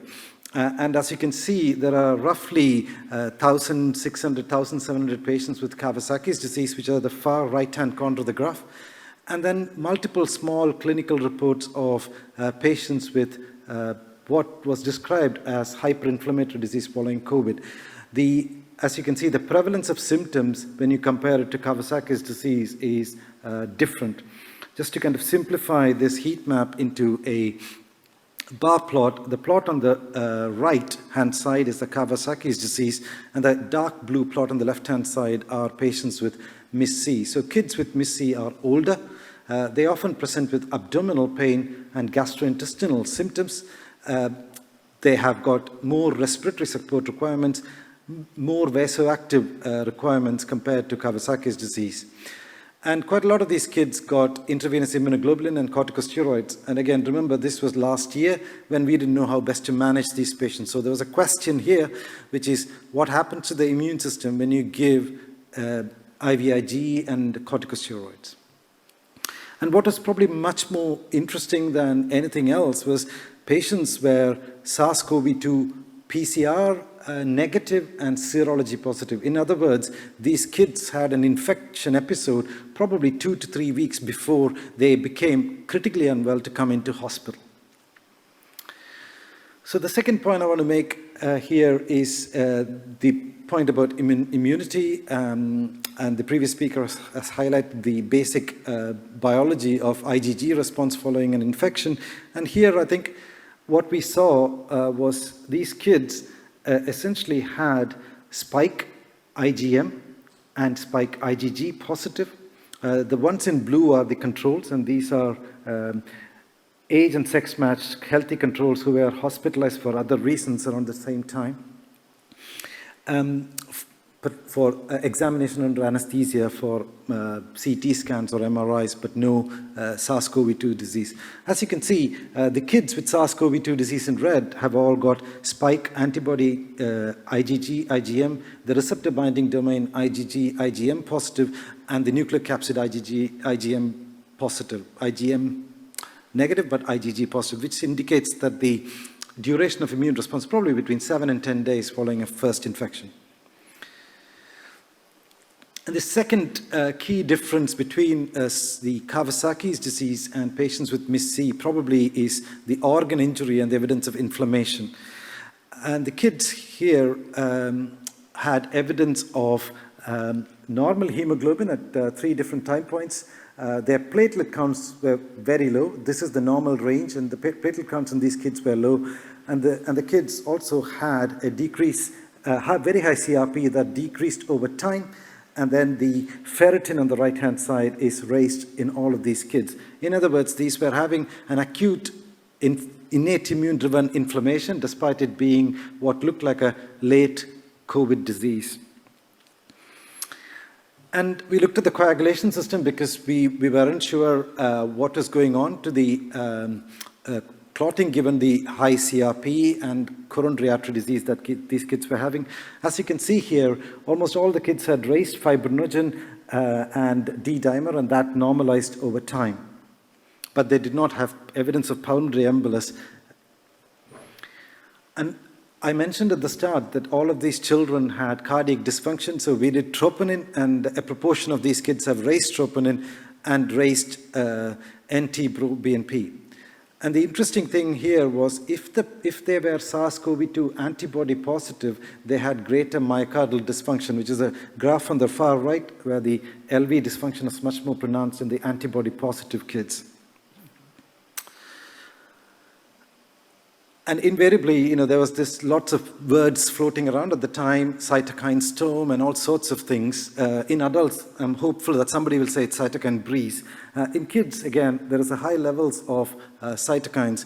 What we see here is x-axis have listed different cytokines, and these are the normal ranges in gray. As you can see, there is a pan increase in most of the cytokines that we measured, including IL-6, IL-8, and IL-10. So again, it highlights an innate immune-driven inflammation with probably early adaptive immune changes kicking in for normalization of the host, hyperinflammatory response. Okay, so now the last few slides are around the different subsets of cells. In brief, innate immune cells were activated. So we measured the same 3 time points. I'll come back to the value of these 3 time points in the second last slide. As you can see here, the neutrophil counts and monocytes counts weren't too bad. The dendritic cell counts were slightly decreased, but the NK cells were relatively normal. In other words, the innate immune system looks relatively normal, but what you see is a activation of neutrophils. These are healthy controls, and this is a CD64 levels on neutrophils, which is a marker of activation. And the CD10 is a anti-inflammatory kind of profile within the neutrophils, and that was kind of decreased in these kids. The second thing we looked at here was how are the antigen-presenting cells doing, the monocytes and the dendritic cells. What you see here is very similar to what you would have noted in sepsis and COVID disease, really. You get decrease in HLA-DR MFI and the CD86 MFI. Both are markers of monocyte dysfunction in the form of antigen presentation. So monocytes have to take the antigen and show it to the T cells and B cells so that you can form the adaptive immune response. These cells seem to be unable to do that, not functionally, at least phenotypically. So that's again the brief summary of the innate immune cells. Let's go on to the meat of the problem here in MIS-C, which is lymphocyte count and lymphopenia. So what we saw was a decrease in the T cell count overall, and the CD4 and the CD8 subsets of T cells. But what was they are normalized over time. But what was much more interesting is the fact that we weren't expecting to see these two. The gamma delta T cells, or the T cell subsets with innate immune-related function, they seem to be depleted, and so are the Tregs. We expected the Tregs to be different, but that's what we found. And despite all of those T cell depletion, what you see in T cells in kids with PIMS-TS is activation in the form of HLA-DR MFI. And we have measured the subset level differences in T cells, and what you can see here is a pan T cell activation despite a decrease in the total T cell count. And to summarize the T cell changes, you get lymphopenia that normalizes by T3, but they're all activated. Okay, the last subsets of cells, which are the B cells. And what we see here is what I would describe as a germinal center independent activation of the B cells, which means that the B cells are kind of doing something and producing plasmablasts and antibodies, but they are not doing it after getting a T cell help. Like Thierry highlighted earlier, you need to have that cognate interaction to produce specific antibodies that are long-lived. So, summary of the findings, you get a total B cell count that is decreased, and the most of the decrease here are these natural effector B cells, which has got, again, an innate immune function, which have got IgD and IgM on their cell surface. And I said it's a germinal center independent response. That's because the plasmablasts are relatively preserved, and it goes up and then starts to come down when patients are better and come back for follow-up visits. So I kind of went through each of those cell compartments with 3 different time points. You would think, why am I doing this if I can just say T cell is decreased or B cell is decreased? It was because what I wanted to actually get to was that question. Because remember, when these kids were coming in, we did not know, well, my pediatric colleagues did not know how best to treat them. So they were going to be given standard immunosuppression with intravenous immunoglobulins and with corticosteroids. So we wanted to understand whether seeing the immune system changes over time will give us clues about whether one is better than the other. With the sample size, we can't do anything definitive, but we can at least start to see some explanation, as it were.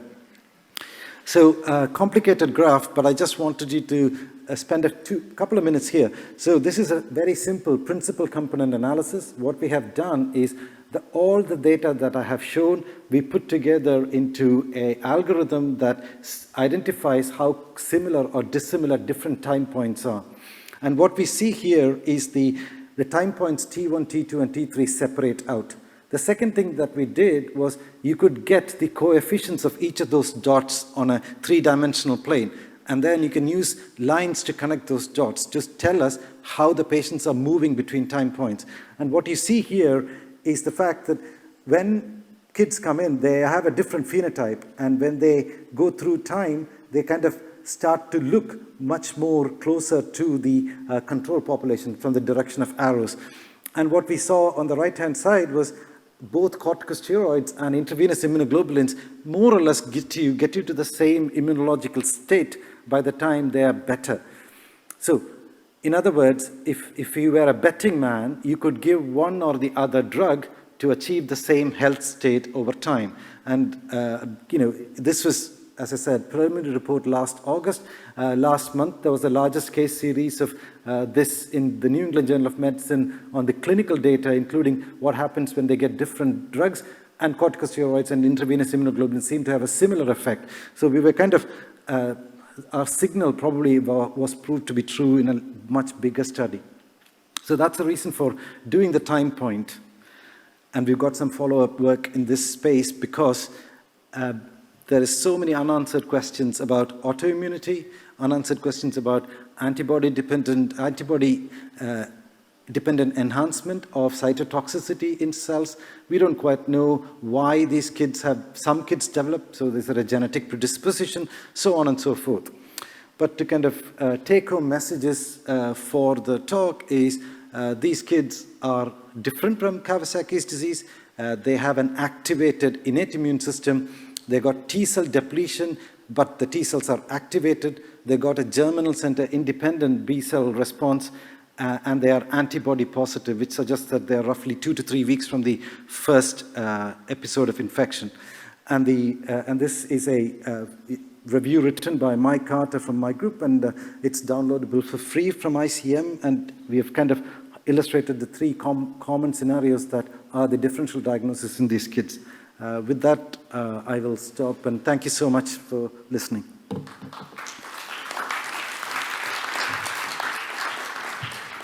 Thank you.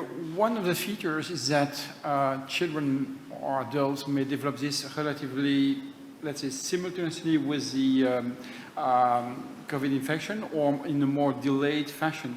Did you observe in your series different pattern according to the delay from the supposed acquisition of the disease? So yes, I think at that paper we don't have it, but we've got the data now. We've got the data on kids who have acute infection being referred to primary care. Kids with PIMS-TS, and kids who have got SARS-CoV-2 antibody negative and PCR negative, but with a microbiology that is different. So what we see is a fundamentally different response. The early infection kids look very similar to that of adults in that they don't lose their T cell until they get into hospital. I think the severe disease is associated with the T cell decrease, but you do see innate immune activation in the absence of antibody response. And there is no coronary artery aneurysm in those kids presenting to primary care. Manu, any assumption why age is different? Is this a question of maturity of the immune system, or? So, good question. Rizale, I don't know. I can postulate. I can give a hypothesis. So, the vaccines are given in the 0 to 5-year-old. All vaccines have got direct effects, as in you give a vaccine, it protects that pathogen. They also have got heterologous effects. And kids getting vaccines with heterologous effect might confer some immunity because of the trained innate immune system response. So that is one hypothesis. The second probable hypothesis is that they got mild disease and their the kid immune system, the gamma delta T cells in particular, and the CD8 T cells are primed to kind of attack any viral infection, so they are able to respond to viral infection better than an adult. So those are my two hypotheses. I don't know. Thank you. So we need now to move to the next speaker. Evangelos Chamaros-Bouhoulis from Athens, Greece.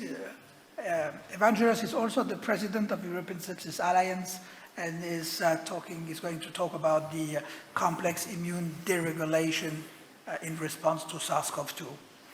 Thank you very much, Mr. Chairman, for your kind words. Mr. Chairman, thank you very much for allowing me to present what brings me back to the very beginning of the pandemic, when we were trying to identify what is behind that and what is the immune dysregulation behind that. And I have to acknowledge here that in order to understand what this is about, for an entire 3 weeks, we spent night and day at phone calls and meetings with my good friend and colleague, Mihail Netea, trying to bring all the pieces of the puzzle together. So this is my conflict of interest for this presentation, and allow me to show you what it was known beginning of March 2020. That we have in front of us, of course, a pandemic, and when patients are hospitalized and they're considered severe, those who were survivors, they had over time much more concentrations of IL-6 compared to non-survivors. Someone could very easily tell that IL-6 is the gold standard biomarker, but for all of us who are working all these years with sepsis, we know that such a concentration, the units there are picograms per ml. Okay, there is a significant difference between the red and the blue bar, but something was not really convincing that it's a single IL-6 dependent entity. And in the same publication, what we see there is that survivors, they have much lower ferritin concentrations compared to non-survivors, and ferritin is pointing towards activation of macrophages and also towards the existence of IL-1 beta as part of the pathogenesis. So it seemed more likely to be an innate immune disorder, but IL-6 is also coming from T cells.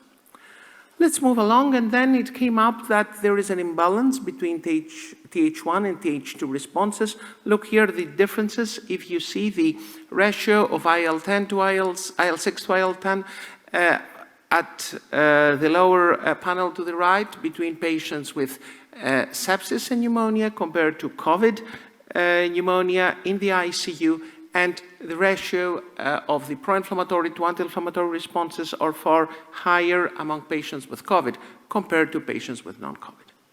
So what came to us first in our minds is that we need to use the tools that we use to screen patients and to classify the immune function of patients with sepsis and trying to understand what is going on. These is our tools.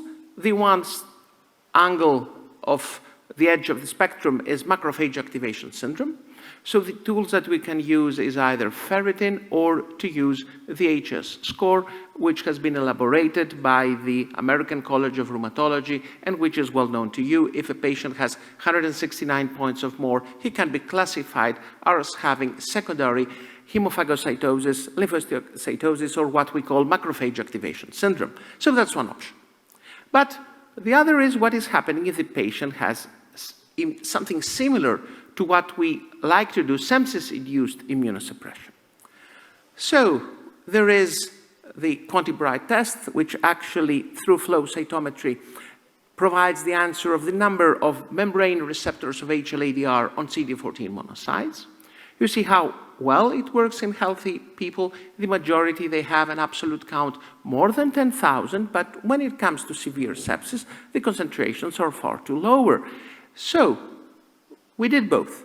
We measured ferritin, and we said if ferritin is more than 4.4 thousand, probably our patients with COVID, they have something similar to macrophage activation syndrome. If they have low QuantiBrite, probably we could call that a type of dysregulation similar to sepsis-induced immunosuppression. That was our patient population. We analyzed patients without respiratory failure outside the ICU, patients with severe respiratory failure inside the ICU, and we compared community-acquired pneumonia, patients with documented S pneumonia, and patients with SARS-CoV-2 infection. Look what we found.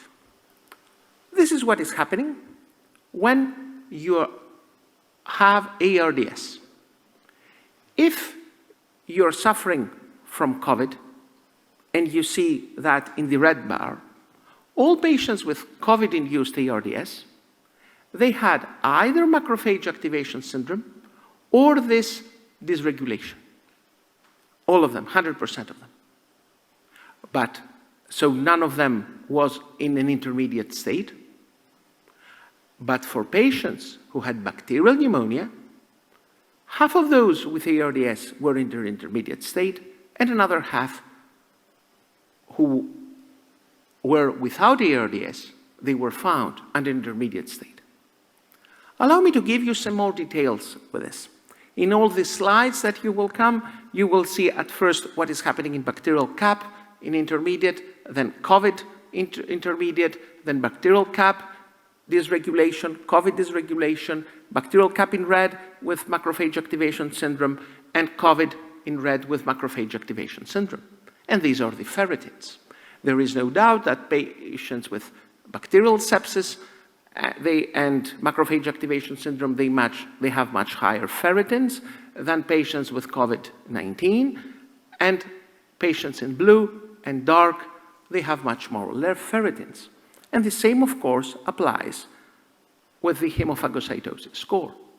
So that means that there is a subgroup of patients with ARDS inside the ICU with COVID-19, critically ill patients who have macrophage activation syndrome, and they score positive both with ferritin and with hemophagocytosis. Let's see about HLA-DR. So this is the number one finding. Look how well the antigen presentation in dark dots is in patients who are outside the ICU with COVID-19 pneumonia. And then all of a sudden this drops, and they enter the ICU, either as a function of macrophage activation syndrome, either as a phenotype of dysregulation. So in other terms, this is very crucial for the patient to be admitted inside the ICU. How about now the T cells? CD4 cell counts, they are spectacularly down in patients with COVID-19, mainly if you compare them with green, where we have patients with influenza. And also, when you stimulate the PBMCs of patients with COVID, and you stimulate them with Candida for IL-17 production, you see that the T17 function is also low. However, the question comes, okay, HLA-DR is down in COVID-19, but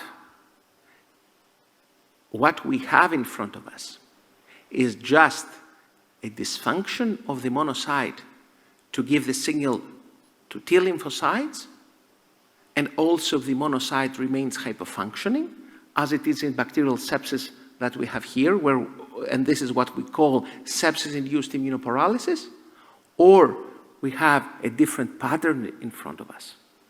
Whereas in parallel with the loss of HLA-DR, we have a loss of the potential of PBMCs for the production of cytokines. And this is the surprising thing. We have a maintenance of the pattern of the ability of PBMCs to produce cytokines. And this is the big differentiation compared to sepsis-induced immunoparalysis. And this is much more spectacular if you compare that with what is happening with influenza. And what is driving this decrease of the expression of HLA-DR? Here you see that, statistically speaking, the more IL-6 you have in your circulation, the less you have of HLA-DR. And let's see what could have been the case if there is something which is circulating, which is the IL-6. In other terms, we get the monocytes of the patients, we wash them, they are getting rid of plasma, and then all of a sudden you see, where you see in the chart medium, that quantibride is restored. Then we add plasma, and quantibride and HLA-DR goes down. And then on top of plasma, we add tocilizumab, which is the antagonist of IL-6 receptor, and quantibride again goes up. And when we treated our first 6 patients with tocilizumab, that was their lymphopenia. You see less than 1,000 lymphocytes before start of therapy of tocilizumab. This goes up after 24 hours. It goes further up after 72 hours. I feel particularly happy that more or less the same findings have been confirmed the last couple of months. There are 2 publications at Nature Communications, one here, and actually they confirm that this complex dysregulation works in 2 spectra. The first angle of the spectrum is the activation of NALP3 inflammasome. But not what is necessary for the activation of the inflammasome is the N antigen of SARS-CoV-2. And not all particles of the N protein, only the N2 domain, that as you can see in bottom produce much more of IL-1 beta, and actually this N2 is driving the assembly of the components of NALP3 inflammasome. In parallel to that, another group coming from Harvard fully repeated these hyperfunctioning T cells, and when they stimulated with anti-CD3, the PBMCs, again they found a lack of production of IL-10, fully corroborating our findings. And I'm particularly happy because the same group, they repeated our experiment. They added plasma in the PBMC function of cells, and you see how much the expression of CD123 went down here, and how also the function of neutrophils was suppressed by the addition of plasma, and this fully corroborates what we have shown. So with this in mind, we propose that what is happening when a patient has COVID pneumonia? At the beginning, we see bilateral infiltrates. There is a moderate to increased concentrations of CRP and also of D-dimers and aminotransferases. But at that time point, the patient is able for a vivid antigen presentation. And all of a sudden, dyspnea aggravates. The patient is not a happy hypoxemic anymore, and he is in need of the ventilator.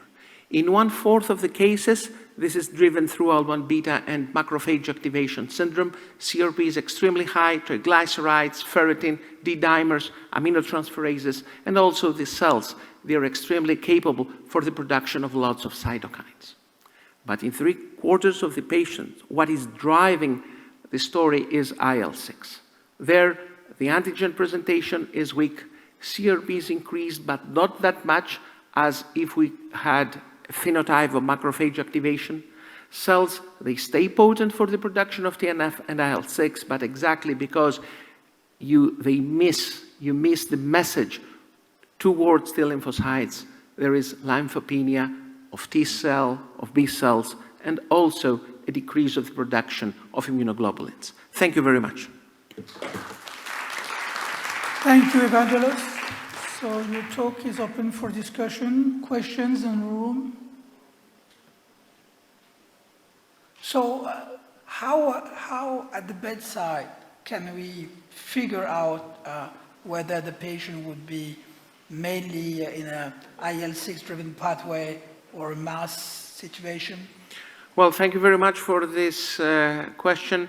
Indeed, we ran an open-label trial of personalized approach. The acronym of the trial is ESCAPE. It has been accepted already for publication in the Journal of Innate Immunity. Actually, the idea is that we measured at bedside ferritin. Those who had hyperferritinemia, these concentrations that I mentioned, for the more than 4.4, 20 nanograms per ml, we treated them with IV anakinra. The others, who we did fax for them, and actually, because it was a multi-center trial, we were in need of a central lab for fax. Actually, we had 3 labs in my country for that, those with low quantibride, but also low ferritin, and an IL-6 that was not above 100 picograms per ml, we treated them with tocilizumab, and we are very happy with both responses. And how does this interplay with the corticosteroids treatment? Well, both groups, they were on dexamethasone because we had to adapt to the standard of care. Any other question? Thank you, Ivan. I do thank you. So now we will have to change slightly the order of the presentations, and we have now to welcome Kaninche from Rotterdam, Amsterdam, and I will present the microcirculatory response to COVID-19. Thank you very much, and thank you Jean-Louis, Fabio, and Veronique for organizing this fantastic meeting, heroic. Thank you, I think, for all of us, and thank you very much for attending this lecture. So COVID gave us all a lot of challenges, and me being a physiologist gave us the challenge of looking at the pathophysiological aspects of COVID, and this is what my lecture is about from Erasmus Medical Center, from our Department of Intensive Care. I have a declared interest. I run a company called Active Medical, which makes microtools, is a program we used for this study. So when COVID hit all of us, it was unknown medicine. Nobody really knew what was going on. Everybody went into their safety zones and started to follow protocols. A lot of people said this is sepsis. If we looked at the initial results coming from studies, they were mostly biopsy, histological studies, and already at an early stage, the endothelial cells were identified as the target cells. There's one paper here in the Lancet showing virus in monocytes in the endothelial cells, apoptosis in the endothelial cells, and it was considered an endothelial hit of the lungs, especially. And also in the capillaries, it was clear that there was a lot of inflammation going on in the presence of thrombosis, but also adhesion molecules and inflammatory molecules in the septal capillaries of the lungs. This really led to a lot of early sort of these cartoons being drawn, trying to find some form of a explanation to what was going on. And in a large number of these review papers, the microcirculation was considered as a central organ which was being attacked during the onslaught of COVID-19, in which endothelial injury and thrombosis, microcirculatory thrombosis, were hypothesized to be the cause of microcirculatory disturbances. Indeed, the microcirculation and its alterations were considered to be the bridge, as it were, between cellular dysfunction and organ dysfunction, as shown in this particular paper regarding the pathophysiology of cardiomyopathy. Indeed, several ones already suggested looking at the microcirculation would be an interesting compartment to look at. Papers suggested that they were important to look at the microvascular response to COVID-19 and that this might provide added at the bedside information regarding the nature of COVID-19. So, as many of you know, we have been key in the development of techniques associated with sublingual microcirculation. This is the most recent version of the technique for looking underneath the tongue at the microcirculation in great detail, looking at the several cellular aspects. And it's been, this was a meeting we had here in Brussels. There's now great acceptance of this technique, and a lot of research papers and consensus papers have been generated using sublingual microcirculation. So the first paper which really appeared in the literature was end of last year by Abele Donati from Ancona and his group, and they presented a series of 12 patients in a letter. There were no controls, there was no really any statistics, but they said, well, there's a low perfused vessel density, similar to sepsis. Interestingly enough, they said that the levels of D-dimers were inversely correlated with perfused vessel density, and they showed a couple of pictures in support of this. There was no real statistics, and it was very difficult to ascertain on how generalized this particular picture was. Sam Hutchings, at around the same time that we had conducted our study, compared COVID to sepsis, and he found really that the COVID microcirculation was remarkably similar to healthy controls, and that the type of abnormalities which we expected in the septic microcirculation really did not seem to appear in the COVID microcirculation. So sepsis is characterized by increased plug vessels, a decreased red blood cell flow, heterogeneity, which explains the decrease in oxygen extraction in sepsis, but these effects were really not present in any manifestation in the COVID patients. Then, of course, there is this obsession with the glycocalyx as an explanation for everything that goes wrong in sepsis. And here, too, there were some disagreements, with some groups claiming to be a very strong relationship between Syndicand-1, which is a biomarker for glycocalyx shedding, and COVID, whereas other studies showed that there really was very little or really increase in Syndicand-1. So the role for the relevance of glycocalyx was really not very clear. Other studies, such as this one from France, also had trouble really finding a clear fingerprint that things were wrong with the microcirculation.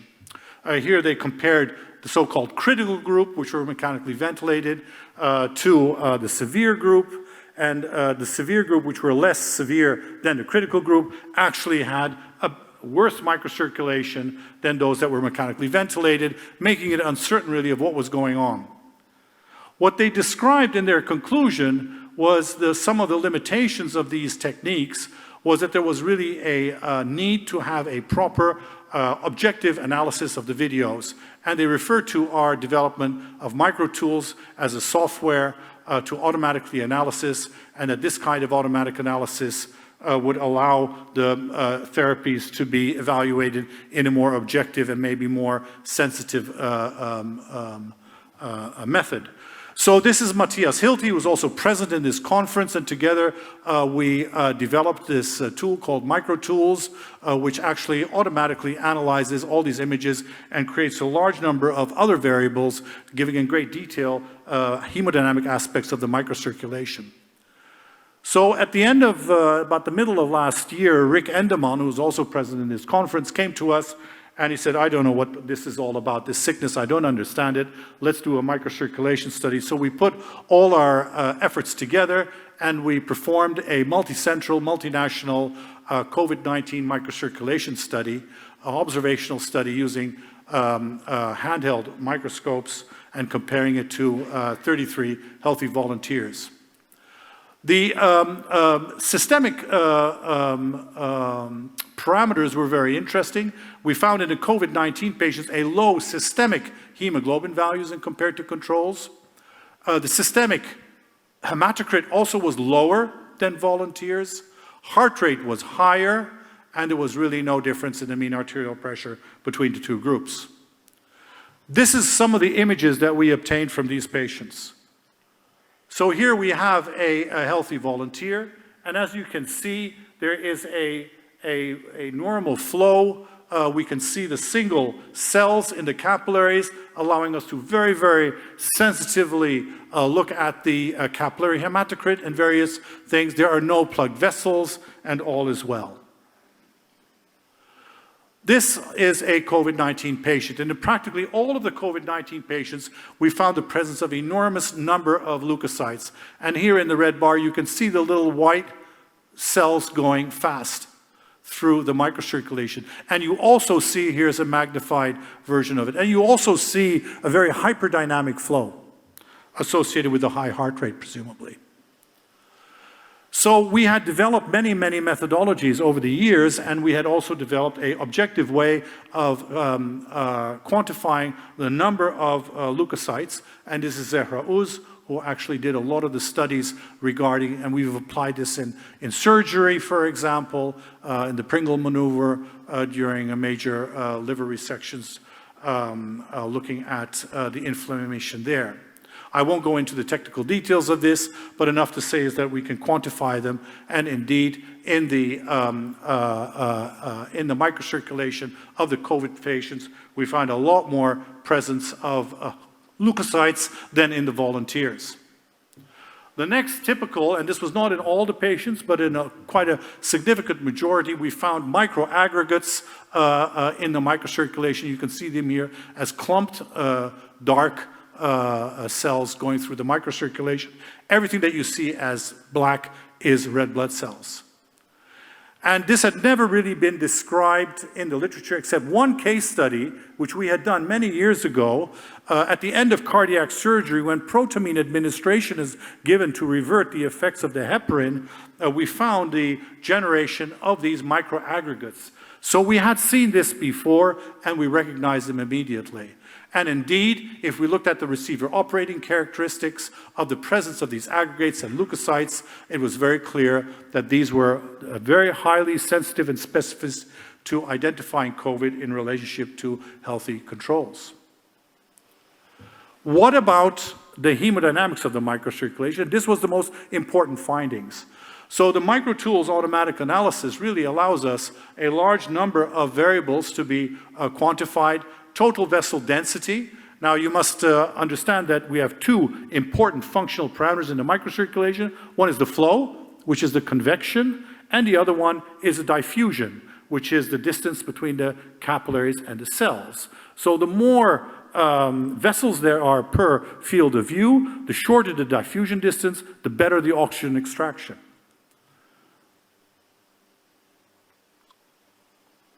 And indeed, we found that in the COVID patients, there was a strong adaptation to the hypoxic presence in the microcirculation. First of all, we saw, if we looked at the systemic hematocrit, lower systemic hematocrit than the controls, but in the microcirculation, it was exactly the other way around. There was a higher capillary hematocrit than in the systemic hematocrit. So in COVID, it turns out that the response to hypoxia of the circulation is to move the red blood cell mass from the systemic circulation to the microcirculation.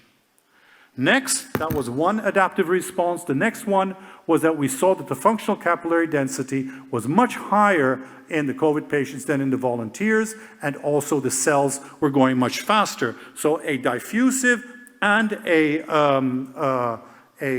convective response to increasing oxygen transport in collaboration with an increase in the red blood cell presence in the microcirculation. And at the same time that our paper was published in Critical Care Medicine, Vanina Edul and Arnaldo Dubin published their papers from Argentina, and they too found a higher total vascular density in the COVID patients compared to normal. And they too already said that the most striking finding was the increase in the vascular density, and they suggested, similar to us, that this was a hypoxia-induced capillary recruitment. Interestingly enough, we had found the same response to hypoxemia in several Everest studies that we had conducted. This was one such study that Matthias did with his colleagues from Switzerland in Everest. And here too, he showed that the higher that you went, the more hypoxemic that you went, the higher was the total vessel density. And this was a study we did in Pune in Peru, which is the highest children's clinic in the world, that those children being born under hypoxic conditions also had a much higher total vessel density, showing that this was the natural response of the body to hypoxemia. In our opinion, this finding explains the term of happy hypoxia, that the body has the ability to compensate for hypoxia by these microcirculatory effects. However, we analyzed our patients and we divided them in terms of SOFA score, and we found that this adaptive response really was only present in patients who had a SOFA score less than 10. So the severely critically ill patients with SOFA scores larger than 10 were not able to adapt to this hypoxic response. So, in conclusion, ladies and gentlemen, this is our idea of the pathophysiology of COVID-19. It's a viral infection that targets one organ, which are the lungs, and the rest of the organs respond to the respiratory distress and hypoxemia. And infection indeed causes inflammation and coagulation. This can be seen throughout the whole body. Its effects can be observed in the sublingual microcirculation by the leukocytes and the microaggregates. The microcirculation responds to hypoxemia by increasing oxygen extraction capacity, and it does so by increasing the density of the perfused vessels and the capillary hematocrit. The systemic red blood cell mass shifts from the systemic circulation to the microcirculation, but this adaptive response to hypoxemia, seen also at high altitude, is absent in COVID-19 patients with SOFA scores higher than 10. And this is our fantastic group of fellows who helped in this particular study. Thank you very much.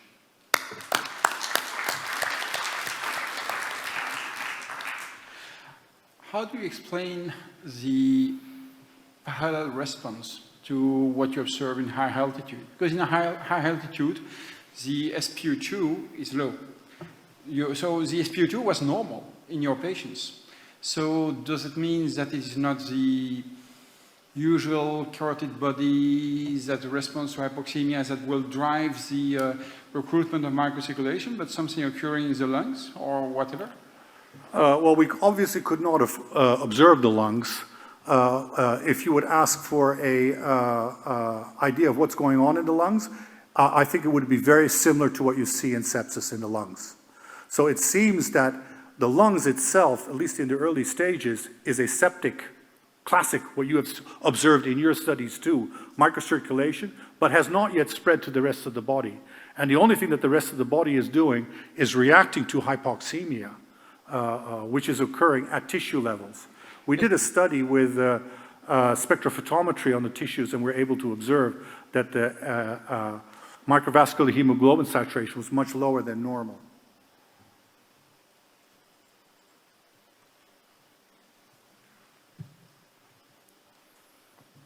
No? Okay. No other questions? There was one question there? No. Okay. No, I think because we are really late, we will move to the next speaker. Thank you very much. Thank you.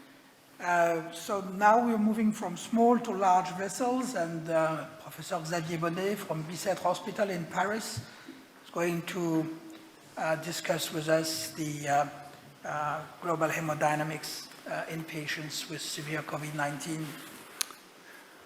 Thank you, Jalali, and I disclosed at the beginning that I collaborate with the Pulsion Medical Systems Göttingen and with Baxter.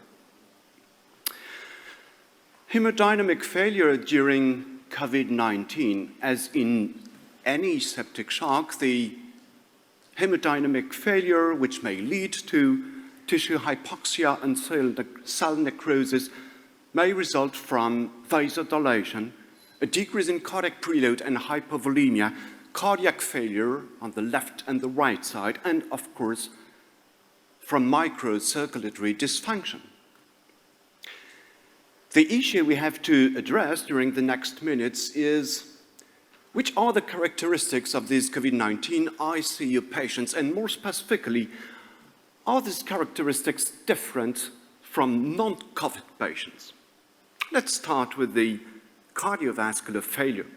Many review articles, and you likely read some of them, have described all the pathways that may lead to cardiac dysfunction because of SARS-CoV-2. Some of them have been demonstrated, some other are hypothesized, but in any way, many pathways have been described. I don't enter into detail. Grossly, the direct damage of the SARS-CoV-2 viral invasion of cardiomyocytes and the very famous cytokine storm may lead to inflammation, coagulopathy, leading to myocarditis, arrhythmia, and sometimes heart failure. The question is it really something common and something important in our patients? Because you remember what was believed at the beginning of the epidemic in April 2020. Cardiac involvement was supposed to be a prominent feature in COVID-19, and myocardial damage and heart failure were supposed to contribute to up to 40% of death. And this was especially the case because of the description of the cytokine storm, the famous cytokine storm. Was it really the case? In fact, if you look at echographic studies, you see that there have been many small-size studies, and that's why it's fortunate that we have this review of literature by Messina and Cecconi. If you look at this literature, you see that, in fact, on average, the LV ejection fraction of these patients was normal. It means that the heart is likely not that involved in the disease. COVID-19 does not seem to affect LV performance in hospitalized patients significantly. LV ejection fraction is usually not or at most mildly affected. Nevertheless, we don't care about the LV contractility if it does not induce cardiogenic shock. There are much less studies dealing with the hemodynamics with cardiac dysfunction. Nevertheless, in this Steve Hollenberg study, they measured not only LV ejection fraction, but also cardiac index, and they described that both the LV ejection fraction and cardiac index were reduced in 10% of the patients. Cardiogenic shock is not the main hemodynamic pattern of these patients, in spite of the hypothesis at the beginning of the epidemic. Myocarditis may occur, but these are rare cases. And this is in full concordance with this questionnaire study. Questionnaires were sent to some colleagues over the world, and as you see, many of them answered, and they said that they used inotropes in only 4% of the cases, frequently or very frequently. So I think that we can say that LV failure with cardiogenic shock is not a common pattern in COVID-19 ICU patients. Nevertheless, because myocarditis may occur in a minority, in a very small minority of these patients, we should perform echo regularly in these patients. Of course, there is the issue of long-term consequences, because if there is such an inflammation of the heart, it may induce heart failure. And again, at the beginning of the epidemic, it was feared that it may persist long after resolution, that there might be chronic sequelae. Let me show you the results of this comeback study. It's one of the first large cohorts describing the consequences of COVID-19 patients 4 months after the hospitalization. And we reviewed all the patients hospitalized for COVID in our hospital, and in all the symptomatic patients, we performed echocardiography. Look, even in intubated patients, LV ejection fraction was almost normal, and it was below 40% in none of the intubated patients, intubated at the initial phase, of course. And we are reviewing these patients now, 1 year after the initial assessment, and it seems it even disappeared in all these patients with mild cardiac hypocontractility. Of course, the right ventricle might be important because there is inflammation, but also ARDS, mechanical ventilation, pulmonary embolism, as you know, and this may, of course, impair the right ventricular function. They are much less studied, but eventually the incidence of RV dysfunction is likely very small. Again, a review of small-size studies, the right ventricular dysfunction, mainly described as a simple dilation, was observed in 30% of the patients. Only dilation, and there is no data on acute co-pulmonary. Remember that in non-COVID patients, the acute co-pulmonary prevalence is only 20%, so likely not much more frequent than in non-COVID patients. The same for the right ventricle. Again, echo should be performed regularly to look for this right ventricular dysfunction when it occurs. Hypovolemia. Of course, hypovolemia, as in any septic shock, may result from fever, fluid losses, etc. But of course, because of the strong inflammation that may result from the cytokine storm, the capillary leakage, the vasodilation may lead to a stronger hypovolemia than in non-COVID patients. In spite of that, the recommendations of the Surviving Sepsis campaign dedicated to COVID-19 suggested to use a conservative, a restrictive fluid strategy in these patients, in all these patients. Is it really something which is justified? Is it justified, and it was, by the way, confirmed in the update in last March, is it justified that we drift away from the recommendations we use in any septic shock patient with individualized assessment of hemodynamic status and prediction of fluid responsiveness, that we restrict fluid administration in all these patients because of the risk of excessive fluid administration? In other words, is the risk of fluid administration the same in all our COVID-19 patients in the ICU? We conducted this study with Dr. Xi and with Jean-Louis Teboul, where we included 60 consecutive COVID-19 patients from the first wave with ARDS. And we compared them to the cohort of 60 consecutive non-COVID ARDS, the ones that had been hospitalized just before the other ones, in 3 centers in France and Italy. And all these patients were monitored with a transpulmonary thermoillution device. And we showed that the lung water, extravascular lung water, the lung edema, was higher in COVID-19 compared to non-COVID. On the first day of transpulmonary thermoillution, or at the 4th day when the maximal value of lung water was reached. And even more patients with the highest levels of lung water died more than the COVID-19, slightly more lung edema during ARDS and non-COVID-19 patients. Nevertheless, my point is here. Look at the distribution of lung water among this time. You see that lung water was only mildly elevated in a third of these patients. In a third of these patients, lung water was not that elevated. The risk of fluid administration was likely not that high in these patients.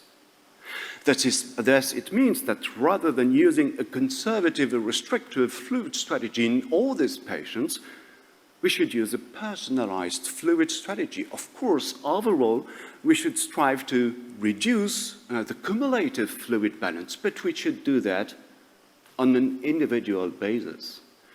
We should avoid excessive fluid administration, assess fluid responsiveness in these patients with no fluid administration if no preload responsiveness is detected.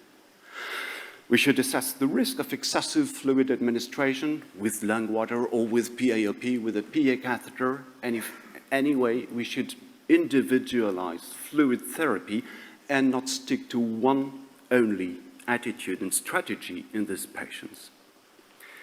Fluid restriction should not be applied in all the patients with COVID-19 ARDS. Fluid therapy should be individualized. Regarding the vasodilation and the common mechanisms of vasodilation, again, it could be feared that the cytokine storm and the strong inflammation resulting from it could lead to a strong vasodilation, a strong hypertension, and to high needs of vasopressors. As you know from your practice, in fact, it is not the case.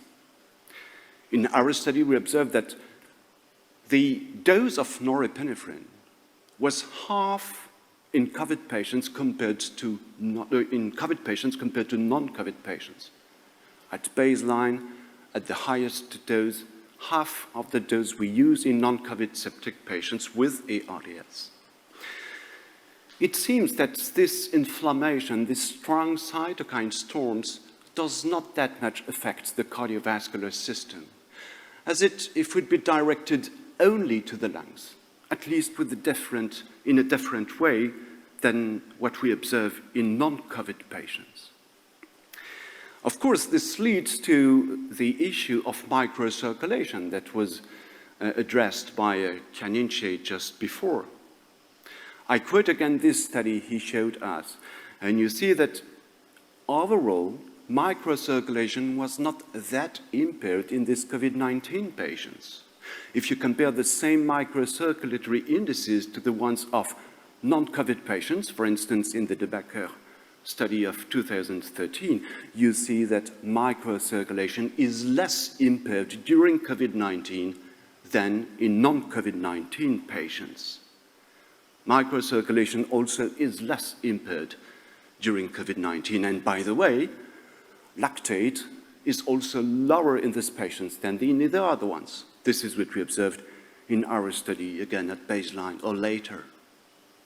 I think that this raises the issue of prognosis. How does the hemodynamic failure influence prognosis? There have not been so many studies comparing mortality in COVID-19 and non-COVID-19 patients. For instance, in our small size and not matched study, we observed a similar mortality between the two cohorts. I think that this suggests, and it's a hypothesis, that the lower cardiovascular severity in our patients, with less vasodilation, less microcirculatory impairment, no frequent cardiac dysfunction, is compensated by the higher respiratory severity in COVID-19 patients with a higher lung water, which is independently linked to mortality in these patients with lower oxygenation, etc., that may in turn lead to a similar mortality. And with this last message, I thank you very much for your attention. Thank you very much, Xavier.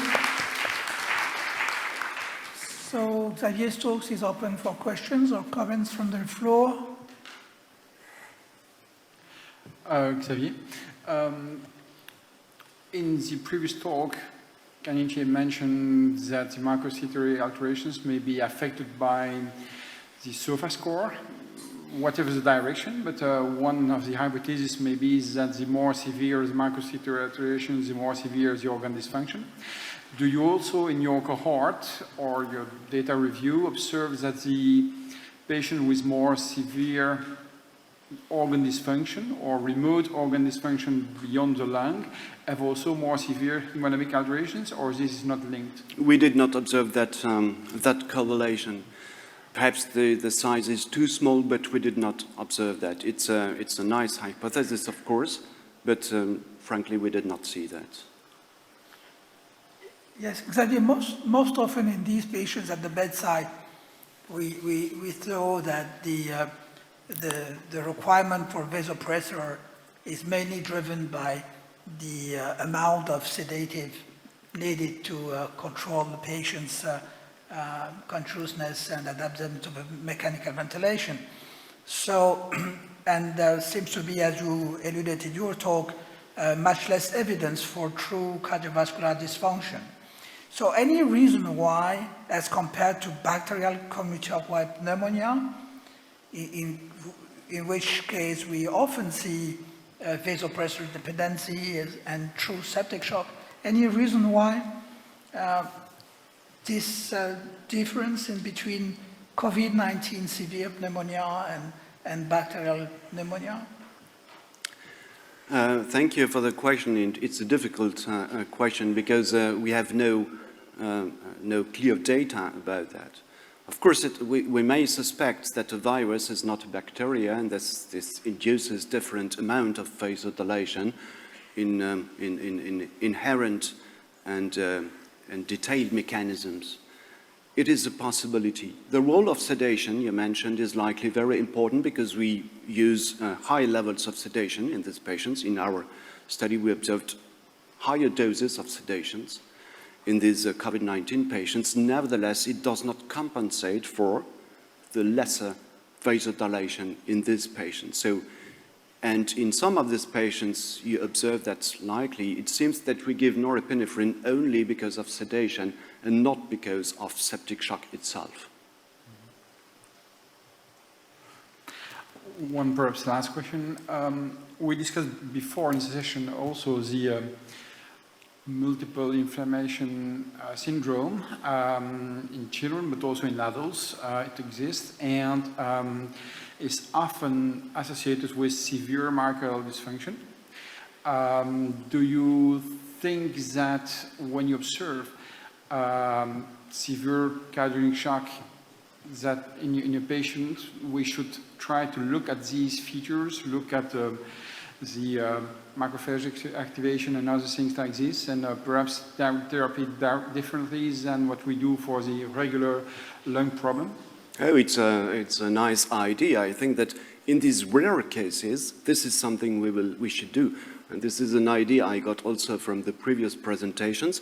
The example of what happens in the multisystemic inflammation syndrome in children is a good reason for doing so. You're right, absolutely.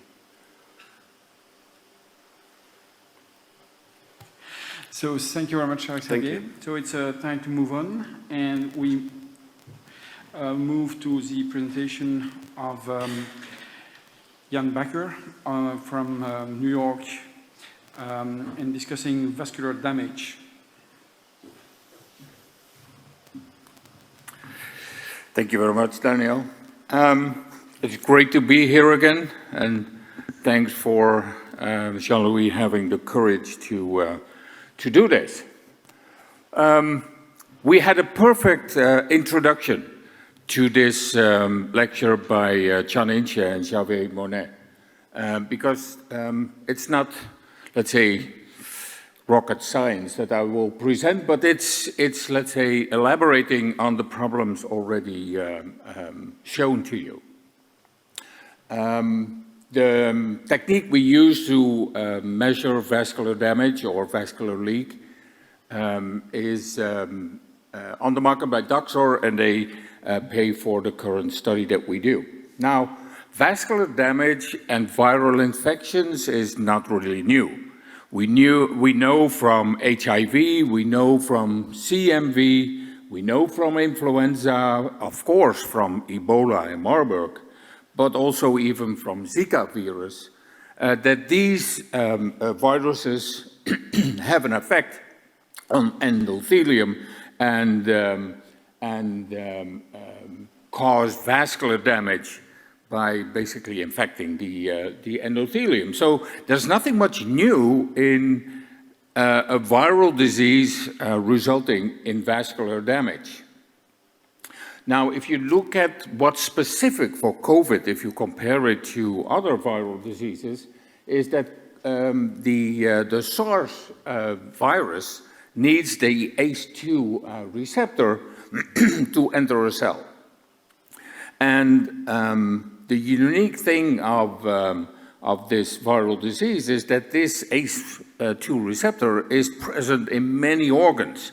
And so basically you could expect if SARS does anything with endothelium and organ damage, that it could be present in almost every organ. Because the ACE receptor is expressed in the kidney, in the gut, in the heart, and in the lungs, all the organs that we basically recognize as a target of SARS because they present the symptoms. Biomarkers of endothelial damage are increased in patients with SARS, and they're associated with the severity of disease. As you can see here, soluble circulating levels of endothelial cells are much higher in COVID patients than when you compare with non-COVID. And if you look at indicators of endothelial damage, like VCAM and ICAM, you can see that in controls, in mild disease, it's higher than in controls. In severe disease, it's even higher than in the mild. And when you treat the patient with convalescent plasma, these levels decrease. So there is an association, at least, between COVID and endothelial damage with SARS and endothelial damage in COVID disease. And we already saw a few slides from Chan-Inch who show that in several publications, it has been shown that the virus is actually present within the endothelial cell, like in this, one of the very first publications in the New England, where they reported the presence of angiogenesis in the lungs, as you might expect, because the lung is, let's say, the #1 organ to be attacked in severe COVID. And they showed that it's different from influenza. So although we know that influenza has an effect on the endothelium, it seems to be that COVID may have a much more pronounced effect. And in follow-up publications, like this one in The Lancet, they showed that they found the virus in endothelium of the kidney, of the small bowel, and in the lung. And even in the large bowel, like in this case report, they showed that in this 40-year-old, they did biopsies, and they found that the virus was actually present in the endothelial cell of the large bowel. And if you look at endothelial injury and glycocalyx degradation, Chan-Inch already alluded to that, whether that's important or not. But if you look at the endothelial injury, this is a small publication very early in the phase of the pandemic, only 10 patients in each group. But they show that these indicators of endothelial injury and glycocalyx degradation were absolutely present, much more pronounced than in the non-COVID. Now, the question, I think nobody will discuss or question whether there is damage to organs, vessels, endothelium in COVID disease. The point is, can you do something in real time? Because if you do a measurement and you get a result 2 days later, that's way too late for intensive care. You cannot respond. And then what's the clinical relevance? I mean, what is the effect for the patient and what could be the effect for the treatment? So that's what we try to address in this very early phase of a study we're doing. Now, how to measure capillary leak? Because let's say the clinical translation of vascular damage would be capillary leak and leaking of fluids into the interstitial space.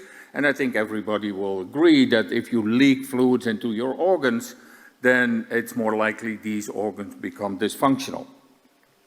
Well, the most easiest way, and at least clinically applicable way, is to measure the transudation of a tracer. So you inject something radioactive and you measure the disappearance of this radioactivity over a short period of time, and that's probably related to loss of the tracer to the interstitium.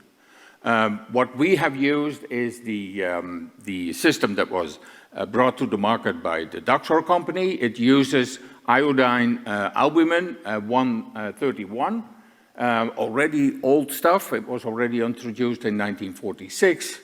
It's on the same principle as Evans Blue, that was somewhat earlier. And only this technique is approved by the FDA to be used at the bedside. And especially the cardiologists in heart failure use this to address the volume status of their patient. You take a baseline sample, you inject the tracer, and you take subsequent samples to measure the disappearance and the presence, of course, of the albumin tracer. It's a semi-automated device, and it will give you, on average, a result if you have an active department, or you can even do it yourself. I do it myself. You can have a result 20 minutes after you finish the test. We did measurements, 10, so baseline, and then at 10 minutes, 15, and 20 minutes. So basically, within the hour, you have the result of your test. The test is designed to measure blood volume. And with, of course, the tracer technique and the mixing in the circulation, you can measure the blood volume. If you know the height and weight of the patient and the sex of the patient, you have an algorithm that will give you a blood volume. That's what it was designed for. But it also gives you the vascular leak, or better, the albumin transudation rate. So how much albumin is disappearing from the circulation per minute. And the study we did in 6 patients was basically to check the total blood volume, because we had clinical difficulties and discussions. But the focus ultimately is the albumin transudation rate. So what we did is we did a prospective study in 6 patients where we had discussions at the bedside, what's the volume status? And because there was no consensus, we said, okay, let's measure the blood volume. Might seem a little bit weird for you, but at NYU, we don't have PICO, we don't use Gans catheters. PICOs are not allowed by the hospital because PICOs don't improve outcome. And so we basically are without any advanced monitoring except echo and stuff like that. So if you want to address hypovolemia, it's difficult at NYU, because otherwise you would put in a PICO, look at stroke volume variation and stuff like that. And so we measured prospectively in these patients the blood volume, and we retrospectively analyzed the data for the albumin transudation rate. The relevance on why focus on the albumin transudation rate was this study, never published, only an abstract, a study from Hawaii, where they looked at the retrospective analysis of a prospective randomized study they did, and they looked at the transudation rate, and they said a persistent increased transudation rate, more than 0.25%, in more than one measurement was significantly associated with mortality. And this is sepsis. And the randomized study was to use the blood volume to address the fluid status, to give frusemide or fluids and stuff like that. And so this is a retrospective analysis, never published, only in abstract form. And so what we did in those 6 mechanically ventilated patients where we had these discussions, we measured. And so keep in mind, these measurements were done at different time points during admission. It was not like we did it on day 1, 2, and 3. We had on a given day a discussion about the blood volume, the volume status, and then measured. And so the measurements was, one patient was measured on day 2, another on 7, 11, 13, 14, and the longest duration was measured, the patient was measured on day 20. Average age, 66, median weight, 86 kilos. 4 patients out of these 6 died. The 2 survivors stayed an additional 10 and 22 days in the ICU and 24 to 19 extra days in the hospital. All non-survivors developed renal failure. And only one survivor was submitted with severe hypovolemia, at least clinically, because of severe diarrhea. He had AKI that rapidly recovered. Only one patient was on a vasopressor support. That underscores the discussion we had here before. And if I have to make an educated guess, I think there's a difference in the INOS system between COVID and bacteria. I think that's the only reason you could, let's say, explain the huge difference in vasopressor support. These are the patients. The BVA measurements on average, the median was 12 days, but I mean, in 6, that doesn't make any difference. None of the patients had a negative fluid balance the day before measurement. So it was not like they were significantly diuresed. They all had a positive fluid balance. The fluid balance, the fluids in was almost 3 liters, and the net fluid balance was only -900 in one and 3 liters plus in the other. They were all having urine output, and they were all significantly positive, had a significantly positive fluid balance. This was the patient on day 2, just admitted, already a 4-liter positive fluid balance, and the net fluid balance the same. This was the patient on day 2. These are the individual numbers. As you can see, there was hardly any severe macrocirculatory failure. Only one patient was on a small dose of vasoactives, norepinephrine, patient 2, and the other ones were without vasopressor support. These patients were all treated with furosemide to manipulate their fluid balance. Now, what did we find? This is the fluid balance since admission.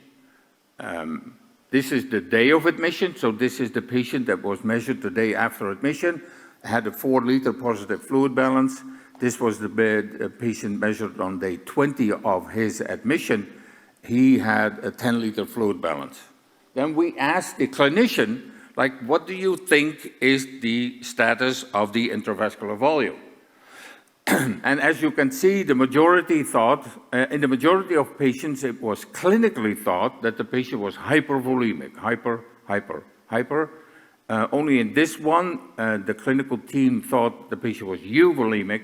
And in this one, the patient admitted with the severe diarrhea, 4-liter positive fluid balance, it was thought the patient was still hypovolemic. And then we did the measurement. And we found that there was a huge discordance between the clinical assessment, and remember, the clinical assessment was basically made on a fluid balance and the presence of edema, especially, of course, in the patients later during their admission. But you can see there is a huge difference that could have clinical consequences, like, for instance, this one. The clinician was convinced that there was still hypovolemia because of the severe diarrhea, the acute kidney injury as a marker of this hypovolemia, but in fact the patient was hypervolemic. In this case, the team thought the patient was hypervolemic, where just like in this one, the patient was actually hypovolemic. Now, the clinical consequence of, let's say, being hypovolemic in your total blood volume and the outcome is, of course, a little bit more difficult than just a volume, because if you go to a blood transfusion service and you donate half a liter of blood, you're hypovolemic. But that doesn't mean you're restricted in any way in doing anything, because you recruit your unstressed volume. And so in the follow-up study that I will come to in a minute, we try to address those elements.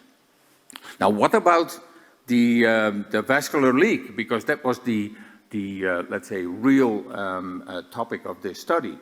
Well, interestingly, we found that there was hardly any capillary leak in the beginning. This was patient on day 2, and that, let's say, is mimicking more or less the data from Chauvet-Monet, although they looked at crystalloid leakage, and this is albumin leakage. So it seems as if in the beginning there is not a lot of leakage, and over time, the leakage is increasing. And so the more severe, of course, the longer you stay in the ICU, the more severely ill you are, but over time, the capillary leakage seems to increase. And if you plot that, then this is the day since admission, this is the transudation rate. There's a very strong linear relationship between time and leakage, and increase in leakage over time. What's the consequence between the two? If you think about leaking intravascular fluid into the interstitium and becoming hypovolemic, well, it seems as if, at least in the beginning of the admission, the leakage is associated with an increasing negative predicted volume, so basically a hypovolemic state. Here we, of course, always intervene with furosemide, other diuretics to try to get to some balance. But it seems that there is a relationship between having a low circulating volume predicted by the sex, the height, and the weight of the patient, and the increasing vascular leak. So, in conclusion, blood volume measurement using this radio-labeled albumin is clinically feasible. It takes some resources, but it's very easy to do. The use of blood volume is associated with improved outcome in sepsis. That's the Hawaii study. And in this same Hawaii study, the retrospective analysis showed that maybe this leakage in sepsis is also associated with outcome. The assessment of transudation rate of this albumin is an element of actual blood volume and might be a surrogate for endothelial damage. Increased transudation rate is associated with platelet activation in dialysis patients and with outcome in critically ill patients, the Hawaii study, and clinical assessment of the volume status, so by fluid balance and clinical assessment of edema and stuff. That's probably very inaccurate in your COVID patient. The increased transudation rate is associated with time, but also with blood volume in critically ill COVID patients. This is a very uncontrolled study. It was more to get an idea on whether there is a problem. And so we have started already with a multi-center study to confirm the findings, and so we do more regulated measurement, day 1, 2, 3, day 5, day 10, the day of discharge, and if possible, as close to death as we can measure. And we studied the transudation of crystalloids as well, because the question still is whether the patient leaks crystalloids earlier than albumin.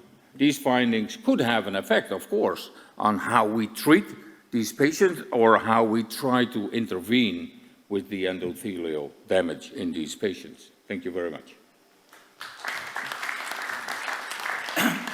Thank you, Jan. Unfortunately, we are really, really late, so we need to move on to the next speaker. We will be continuing discussing about the vascular function, and I'm inviting Professor João Mesquida-Ferrer from Spain to discuss about endothelial dysfunction during COVID-19. Okay, so thank you so much for the invitation.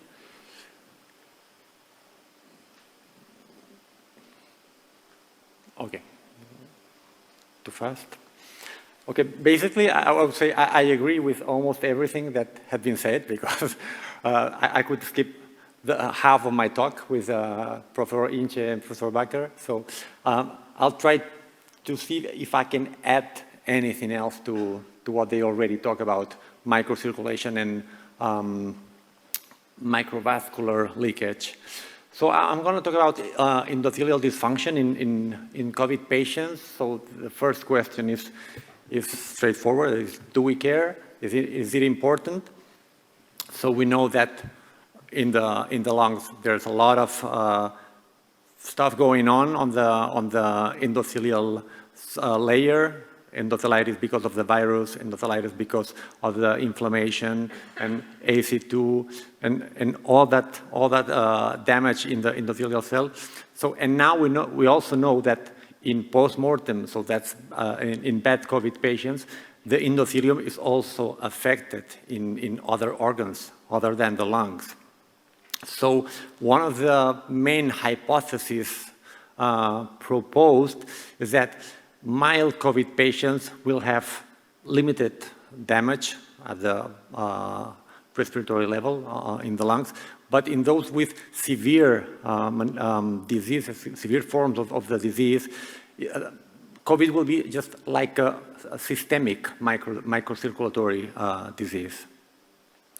So that will be the reason why we want to monitor or look at the endothelial function in these COVID-19 patients. So we were working with endothelial function for many years in another kind of patient, that's septic shock patient or septic patients. So we have a lot of background over there talking about endothelial dysfunction and how to monitor endothelial dysfunction. So, and there are some nice reviews over there. This one is from Professor Inche, talking about the different functions of the endothelial cell, and you can see that almost every function can be monitored or assessed in somehow. Mainly using biomarkers, but also in the last years, maybe last decade, evaluating the glycocalyx or the with video microscopy directly taking a look at the microvessels, and also taking a look at the response of the microvascular reactivity. Thank God nobody has talked about microvascular reactivity, so I can add that point to the previous speakers. So what happens with the COVID patients if we want to look at the endothelium? So basically, I will take the path of septic patients. We will talk about biomarkers of endothelial damage or endothelial damage because of inflammation or directly because of the virus. I will not talk about coagulation, that's another biomarker, but I'm sure there's another speech after me, and I won't get redundant with that. I will just a few slides on direct microvascular visualization because Professor Inche has talked about that. And finally, I will talk about microvascular reactivity evaluation as another function of the endothelial layer. So what do we know about biomarkers? There's a lot of biomarkers. That's another review on septic patients. And we have biomarkers for almost every single function of the endothelial layer. So the angiopoietin system, angiogenesis, leukocyte adhesion pathway, mediators of permeability, and mediators of coagulation. There are some studies looking at those biomarkers. So this is a MYSTIC study that was previously referred by Professor Inche as well. In this study, it's only 23 patients, but they look at a whole bunch of biomarkers and see what happened, and they try to correlate that with the severity of the disease. Here, the authors took severity for mechanical ventilation. So mechanical ventilation was considered more severe than non-mechanical ventilated patients. So what did they find? So probably they found what we already expected.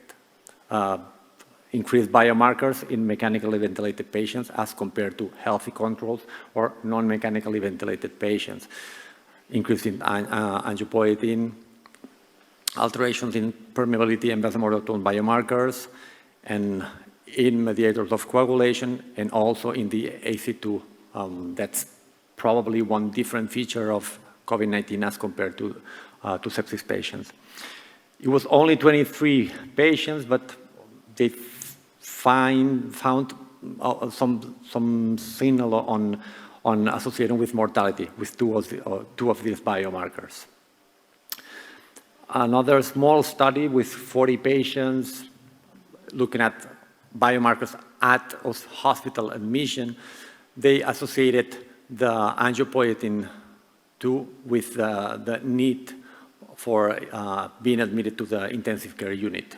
So that's also like an early biomarker of severity of the disease.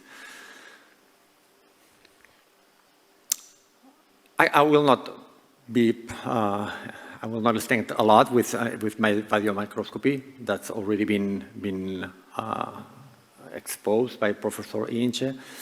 So just like in septic patients, we know that looking at the microvasculature can help us. Probably has a lot to do with the coagulation problem with microthrombi, but also you can just analyze offline the images obtained, and you can evaluate the glycocalyx. That will be evaluating the barrier function of the endothelium. So again, that's already been shown as well. Lower vascular density and problems in the glycocalyx in mechanically ventilated COVID-19 patients as compared to non-mechanically ventilated patients. Finally, I will talk about microvascular reactivity. I've been lucky, nobody has talked about that, so that will be new. We can, again, the same. We're taking here the experience we already have with septic patients, and we know that we can easily evaluate microvascular reactivity at the bedside using near-infrared spectroscopy, a non-invasive technology. How does that work for you? For you, if you're not familiar, it consists in a emission of light and a light detector, and using the different wavelengths of light near the infrared spectroscope, you can measure oxyhemoglobin, reduced hemoglobin, and with that total hemoglobin, you can just obtain the percentage of oxygenation, so the tissue saturation. So if you do that on a peripheral muscle, you usually do that on a skeletal muscle. If you do that on a peripheral skeletal muscle, it allows you to do a dynamic test. A dynamic test that's perform an ischemic challenge on the tissue that you're exploring. So in addition to have the STO2, you will just generate a zero flow in the area. So you will see how the hemoglobin gets deoxygenated, and that will be the deoxygenation slope of the track of the record you have. That will talk about the metabolic status of the tissue.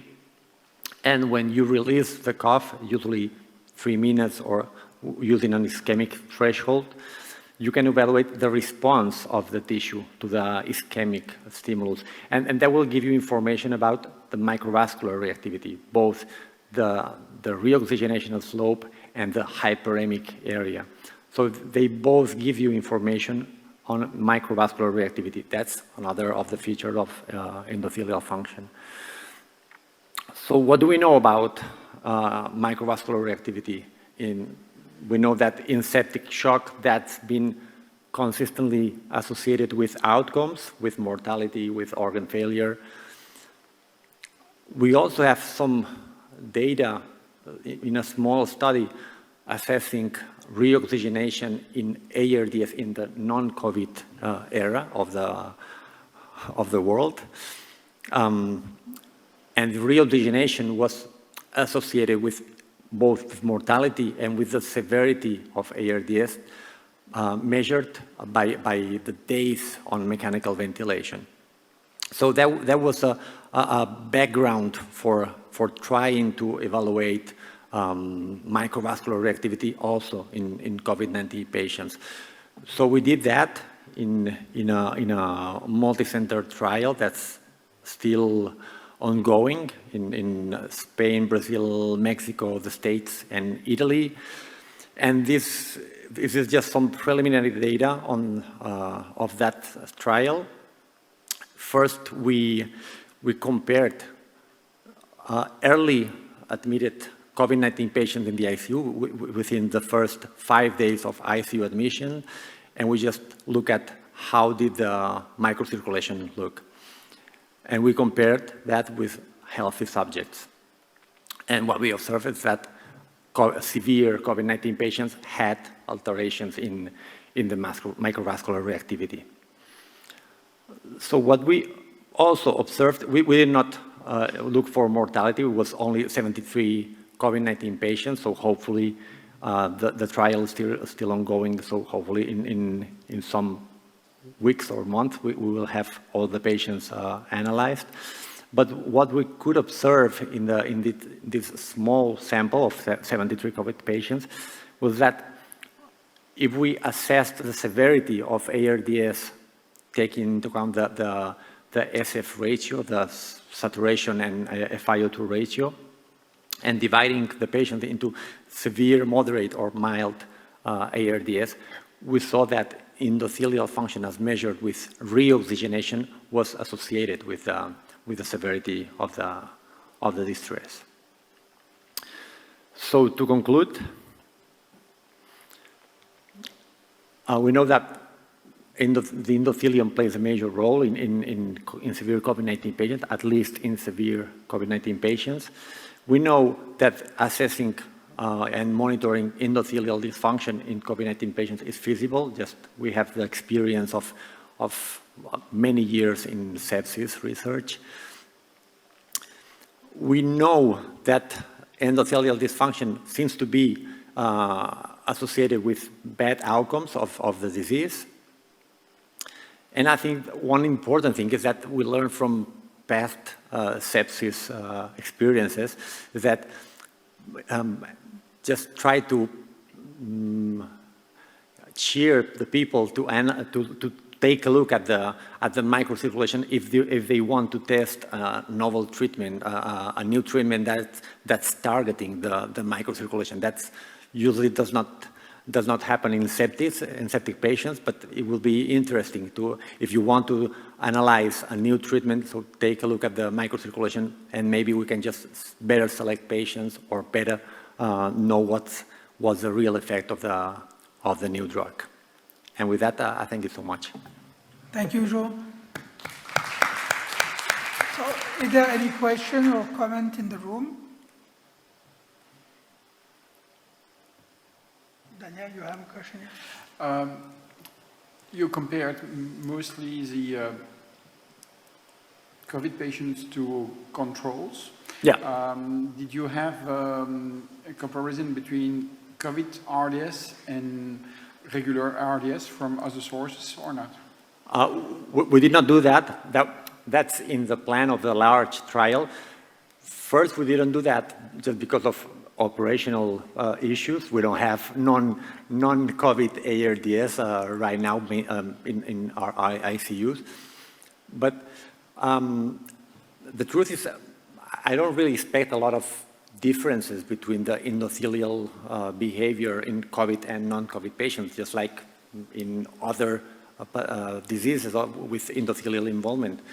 The only thing is that if you know that the patient is a COVID patient and the degree of endothelial dysfunction is associated with the outcome, I think the signal is pretty strong enough. I mean, I'm sure that a lot of other diseases will have altered reoxygenation.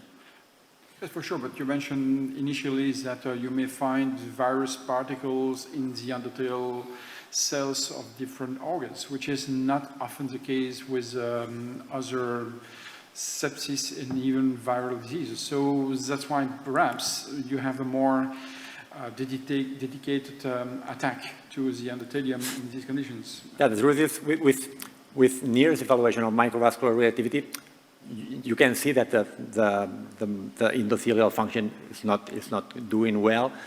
You cannot know why, but for sure, if you have a COVID-19 patient, probably that's the why. I mean, we cannot talk about the mechanisms, but we just can monitor how the endothelial is responding. So do you see the endothelial dysfunction as a marker of of critical illness is COVID-19, or as a driver or a driving force toward worsening of the patients? I don't know. We cannot have an answer to that because it was like a single picture of the patients already in the ICU. We have several measurements, but when the patients are already in the ICU, probably the interesting thing, and that's one of the things that has been addressed in the protocol, is to try to study patients before they get to the ICU in a regular floor, when they are just with a venturi mask with 24%, and to see if the endothelial dysfunction or the microvascular activity precedes the worsening in the respiratory failure. I don't know that. Yeah, sure. Of course, you can try to assess the endothelial function before, for example, the patients get intubated. So, and you've got the patients with different trajectories, those who worsen to intubation versus those who... I think one interesting finding that we had here, I did not show the data, is that we didn't find differences in mechanically ventilated patients and non-mechanically ventilated patients. And I think that's pretty interesting as compared to, for example, septic patients, that they have a lot of need for vasopressor support. Probably they are with a lot of sedative agents. But we just saw the very similar behavior in reoxygenation, in microvascular reactivity, in patients without sedation, without vasopressor support, without mechanical ventilation, just using high-flow nasal cannula. And the realization was really the same that mechanical ventilated patients with a little bit of norepinephrine or with a lot of sedative agents. And I think that's pretty interesting. Yeah, because again, I think that, very shortly, I think that I think that we are putting too much importance on the telitis induced by COVID-19, by SARS-CoV-2, because of course there are data, autopsy data, there are elevated markers in the circulation, but at the end, at the bedside, as Xavier elucidated, as well as Jan Inche, there is little or no clinical consequence on the cardiovascular function, for example. Yeah, one interesting thing is that in the cohort of patients that I showed you, none of them had cardiovascular failure. Lactate was normal. Only 13% were receiving small doses of norepinephrine, but probably just because of sedative agents. But I agree. I think we have a lot of tools, just like we had with sepsis. We have a lot of tools evaluating endothelial function. And the next question is so what? And that's why I think the next step, the next important step is whatever the tool you are using, just use the tool in the prospective trials using new treatments. So maybe the tool is able to better select the patient that will respond or will not respond. Thank you very much. I think it's really time to move on to the next presentation by Beverly Hunt from London. I don't know if it's remote or on-site. It's remote, unfortunately. So, it's really another part of the endothelial function, the coagulopathy. Thank you. Thank you very much from the hotel just across the road from the conference centre. I hope to see you all tomorrow after PCR testing. So I am going to come at the coagulopathy. Just to declare my conflicts of interest, I'm actually a member of NICE and World Health Organization COVID Living Guidance. I advised the Royal College of Obstetricians about COVID, and I was involved in REMAC-CAP. I just want to move away from the endothelium because the previous speakers have covered it extensively. And yes, it's important in coagulation, but it's not the only player. So just reminding you that when we see patients who have COVID in the hospital, we are admitting them because they've got COVID pneumonia and that they are hypoxic. And they have a prothrombotic state due to the cytokines produced from the lung inflammation. And the key ones are IL-1 and IL-6, asking the liver to increase production of acute phase proteins. And within those acute phase proteins, we have fibrinogen, factor VIII, von Willebrand factor, and a few other key coagulation proteins. And of course, we're seeing COVID pneumonia in those who've already got inflammatory stroke prothrombotic changes in that increasing age. You have a more prothrombotic state, as you do in atherosclerosis, diabetes, and obesity. Some of the old concepts around coagulation are just played out in COVID-19 pneumonia. So we have got those two mechanisms going on. We've got VTE and arterial thrombosis, and we have immunothrombosis in the lungs. And immunothrombosis really is an endpoint, you could argue, of inflammation. And we know that coagulation grew up as the effector system of the immune response. And so laying down fibrin around bacteria to physically entrap them was really how it developed phylogenetically. And then as somebody who is also partly a rheumatologist in vasculitis and Behçet's disease, you expect to see small vessel thrombosis in areas of high inflammation. And how we manage them is we give them anti-inflammatory treatment. Yes, we give them anticoagulants, but we don't expect the anticoagulants to improve the underlying disease. And so we've got these mechanisms going on, and then in COVID, on top of it all, we've got hypoxia. And hypoxia is such a profound stimulator of thrombosis through hypoxia-inducible transcription factors, which bind to key genes such as tissue factor and the PI1 gene. Just want to stop and think a little bit more about obesity. It doesn't get mentioned very much, and to remind you that adipocytes behave very differently in those that are obese. So the normal adipocyte in a lean person is a cell that is popping out IL-10, IL-4, IL-13. It's having an anti-inflammatory effect. And in the obese, we've got a totally different cytokine profile. We've got inflammatory cytokines coming out, plus plasminogen activator inhibitor type 1, which will switch off fibrinolysis.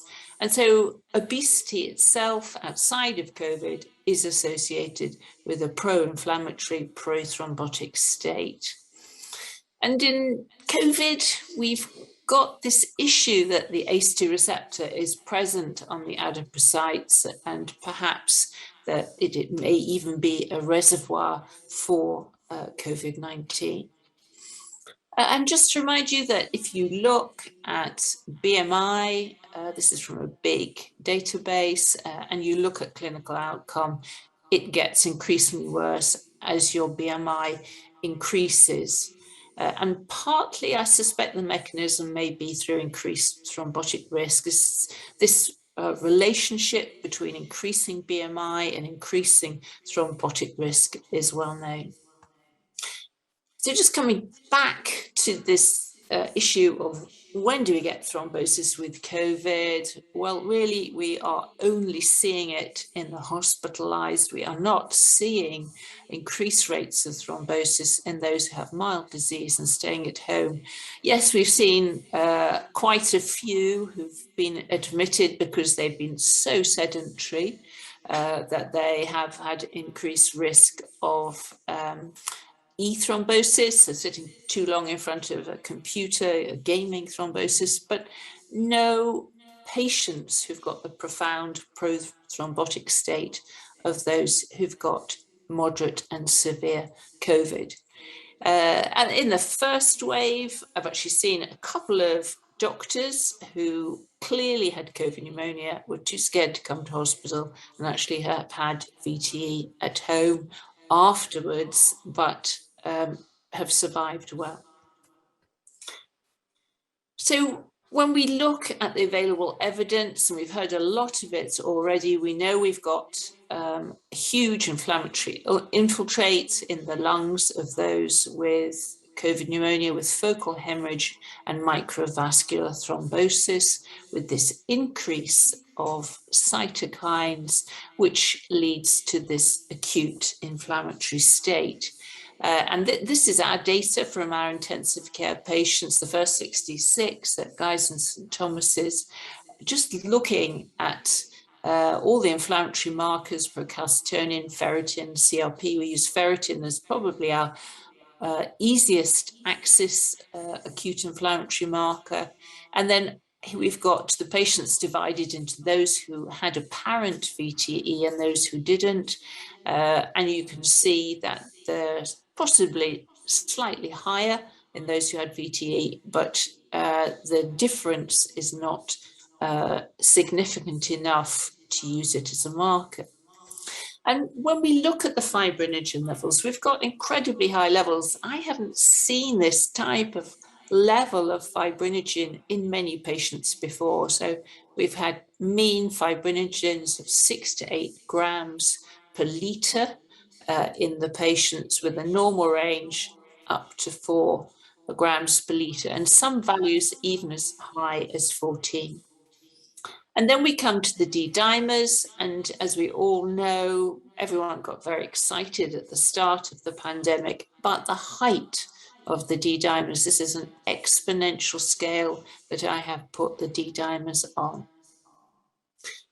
And to remind you, back in those early days, we were advised by the Chinese literature that these patients were having disseminated intravascular coagulation, but they're not. We do see DIC as a pre-terminal event when they have multi-organ failure, but most of the patients have normal PT, normal APTT, this very high fibrinogen, and platelet counts tend to be high normal too. So not DIC, and it took quite a while to recognize that what we were seeing wasn't the same as the Chinese. So right back last summer, there was an avalanche of papers from European and US hospitals saying these patients who are critically ill have an incredibly high rate of venous thromboembolism. And they were defining venous thromboembolism from CT pulmonary angiogram. So any change on CT pulmonary angiogram meant that it was a pulmonary embolism. Well, of course, now we look back and we recognize that probably those segmental and subsegmental changes we have seen reflect immunothrombosis, microvascular thrombosis. You would expect to see a little damming back in the arterial, supplying it, which would give you those small defects. So if you come to the bottom of this list of some of the papers looking at VTE, the Desborough paper, which is from my group at Guy's and St Thomas's, we put the rate of VTE actually at 5% because we discounted all those who we thought probably just had immunothrombosis defined by segmental and subsegmental changes. So COVID has reminded us, because we knew about this before, didn't we? We knew that in ARDS, we might expect to find microvascular thrombosis as a result of local inflammation. And of course, COVID is the perfect soup for developing VTE. We've got this fantastic sticky blood, really marked prothrombotic changes. We've got COVID in the endothelium causing endothelial cell activation and obviously static blood because the patients are being ventilated.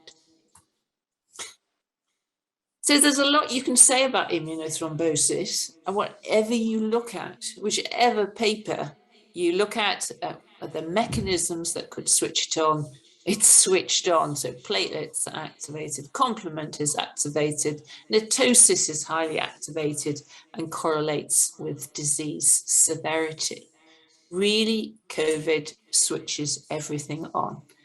So this is my one slide. I removed all the rest after hearing the other speakers on endothelial cell activation, just to remind you that if you activate endothelial cells, normally the endothelium is telling blood flowing over it, please don't coagulate. Platelets do not become activated. And that phenotype, the antithrombotic phenotype, it switches round to prothrombotic phenotype. So we get loss of production of nitric oxide, so we get vasoconstriction, we actually get release of platelet activating factor, we switch off anticoagulants, and we lose thrombomodulin and glycosaminoglycans, which would switch on antithrombin.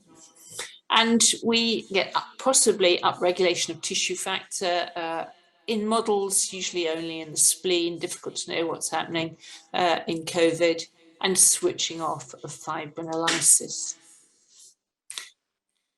So when you look at these patients and compare them with what's gone before, it's quite clear that COVID is the most prothrombotic state that we have ever seen with viral pneumonias.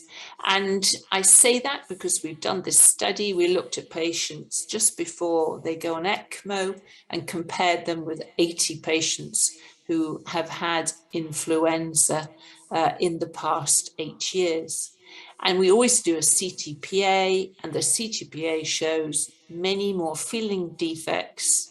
In the COVID patients, a third of them had filling defects compared with 8% in the influenza patient.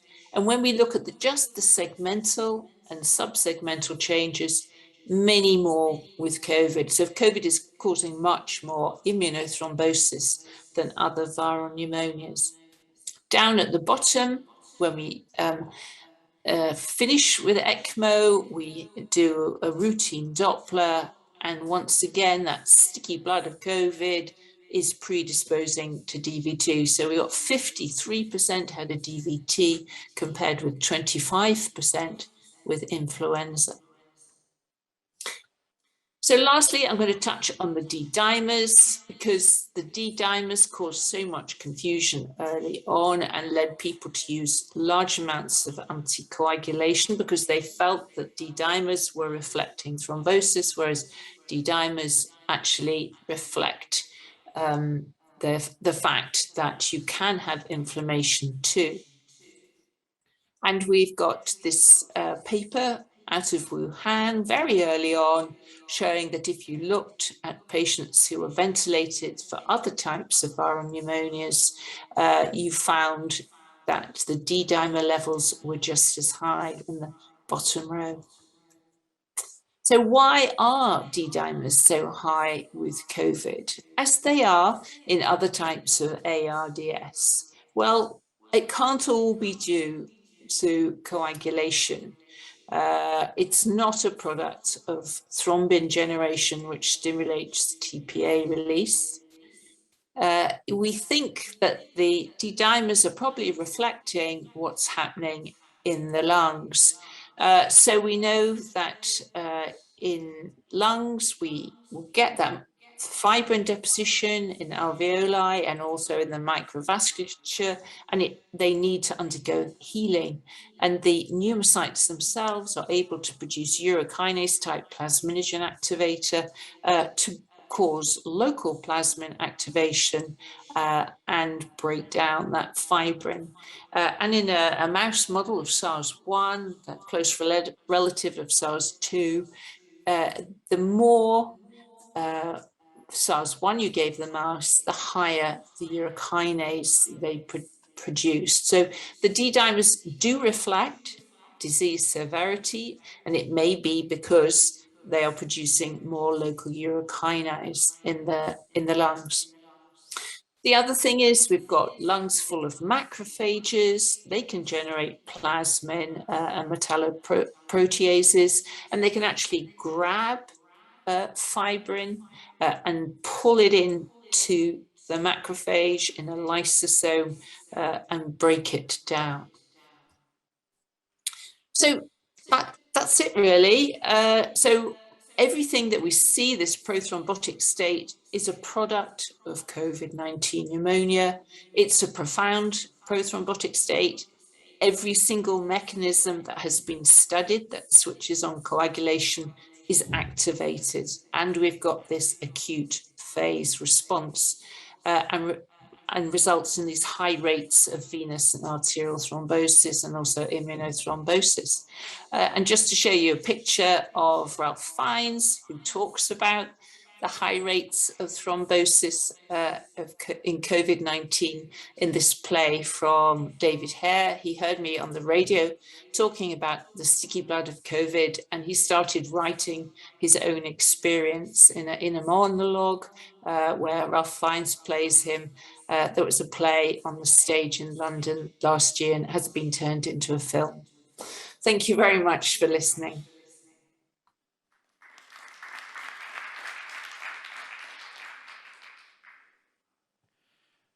Thank you very much. I don't know if there are questions and if she can still hear us.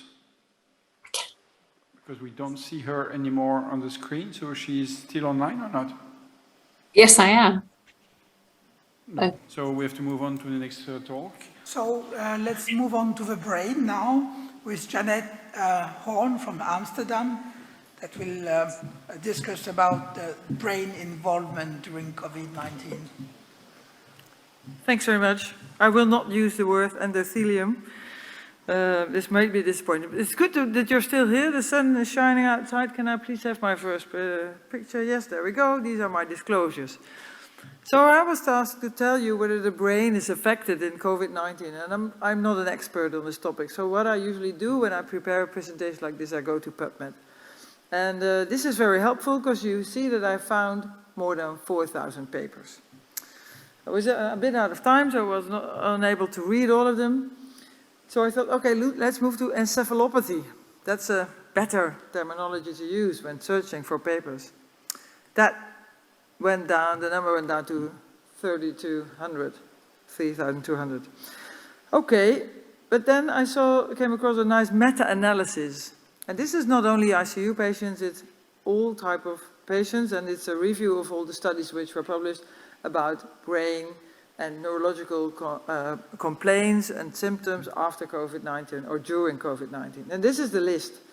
It's quite a long list which they come up with, and it's some of these we see in the ICU as well, but not all of them. Dizziness, impaired vision, I haven't seen it, but that doesn't say. But we do see a lot of things on this list, like intracerebral hemorrhage and stroke, in the patients who admitted with a pneumonia to your ICU.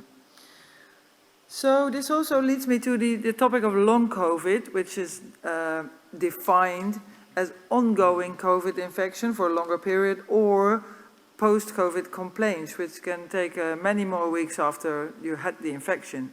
And as you can see in the figure, it's a multi-organ syndrome, and the neurological system, the nervous system, is also affected. And this is what people complain about. They have brain fog. They cannot do what they did before their infection. They have headaches, which they never had. They are depressed. They have neurocognitive complaints. And this is an interesting topic, and complaints is not the same as disorders. And this is a thing you should realize, and we're looking into this in a large Dutch follow-up study we're doing at the moment, in which we ask patients who are admitted to the hospital with COVID-19 infection, so it's the more severely ill group, to come back to the hospital, have an MRI scan of the brain, and also have a neuropsychological testing, neurocognitive testing, so we can find the disorders, and also ask them about their complaints, and we expect that these will not completely overlap. Now, is this something new, this long-term complaints that we hear from these patients? No. We all know about the post-intensive care syndrome, and the list of complaints that these patients have is quite similar. So what's going on? Is there something else then in COVID? So is COVID affecting the brain? Yes. but what's the pathophysiology behind this? Well, you heard of all the speakers before me who know much more about this than this. It's the ACE2 receptor, which the COVID virus needs to enter the cell, and this is also available, this receptor, in the central nervous system. But hey, you say, I learned something about the blood-brain barrier, saying that stuff which is in the blood cannot enter the nervous system. Yes, you're right about that, but this blood-brain barrier is affected by the massive inflammatory response. You heard a lot about this from the former speakers, and this leads to permeability increase of your blood-brain barrier. And there's actually two routes in which the virus uses to come into your central nervous system. It's the hematogenous route, using this permeable blood-brain barrier, and the other route is straight from the nose up via the olfactory nerve into the brain. And this is also one of the reasons why many people who had this infection have troubles with their smell and taste. So who had an infection and who has problems with his smell? I have. And many people have. So, but what is the virus still found in the brain of patients who have died? No. This is from one of the early studies done in Amsterdam. It's an abduction study, 21 patients, and they went through all the organs and looked at what type of cells they found. So they did find these virus cells in the lungs, but they also found that if the patient died after a prolonged period of disease, the viral load went down. What they did find was a massive inflammatory response in all the organs, lungs and others, but also including the brain and the olfactory bulbs, showing that this was one of the routes for the infection and affection of the brain. And what other factors are there in our ICU patients affecting the brain? And I think that especially for COVID-19 patients, we already heard that they have hypoxia, and it's more deep hypoxia than what we see in other patients with pneumonia, and it's prolonged hypoxia. So that might lead to the brain injury. It's the hypercoagulation status which they have, for which we treat them. Many hospitals do this with anticoagulants, leading to either ischemic stroke or to hemorrhagic stroke. We give them sedation, and we give them long-term sedation, and many hospitals use long-acting drugs with active subagents. So this is also a problem which we do different than we used to do before COVID-19. And many of these patients have organ failure, also affecting the brain. So I think it's a combination of virus immediately affecting the brain and all these other factors which we find in the ICU population. And if you do MRI scans of the brain in these patients during the active phase of disease, then you find a lot of abnormalities, and this has been summarized by this study from last year. And this is the list of patients with these abnormalities, so it's anything which you come across. But if many people don't do MRI scans because we sedate them for such a long period, so we don't know what's going on in the brain.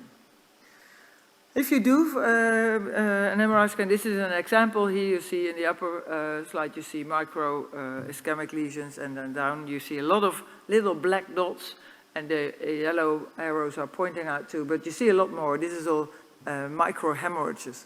And we had several patients who took a long time to wake up, and then we did an MRI scan and we found a similar pattern, and we said, okay, it doesn't look good, but let's just wait and see. And they recovered quite well. So it's nothing to help you with prognosis.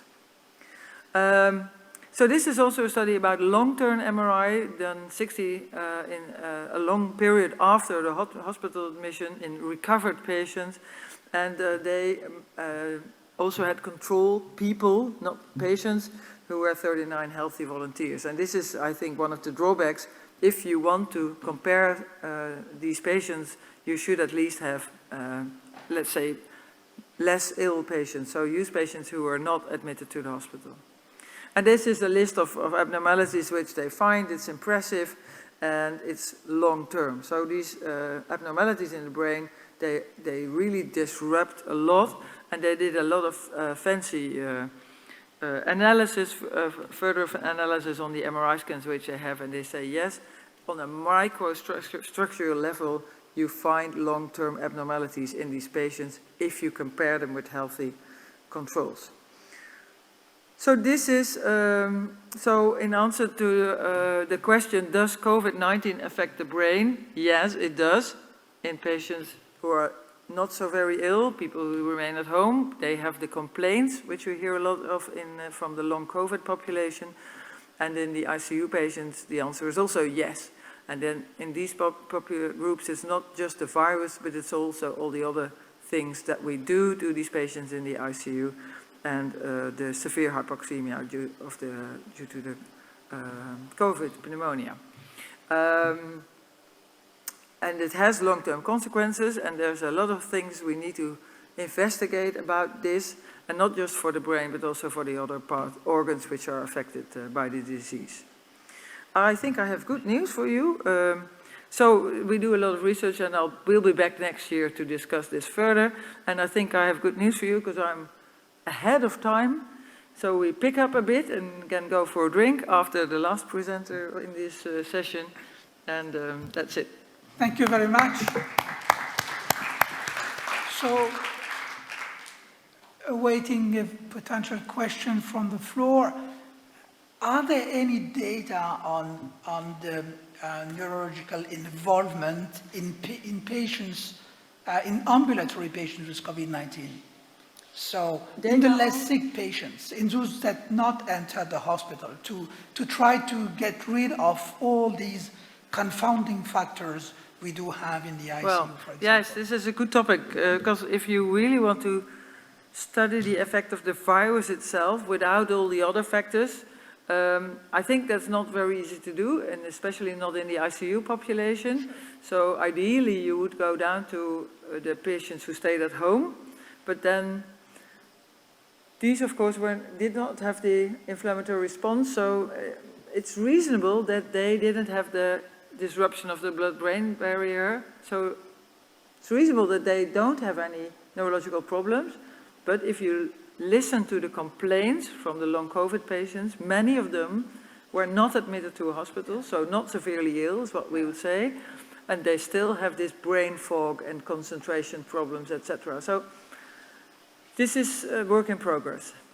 Yeah, this was also the experience we had in France, that most people who complain of that long haul COVID were actually younger people who did not have symptomatic initial disease, and yet they come with neurocognition dysfunction. So we'll see. Next year, maybe. Thank you. Thank you very much.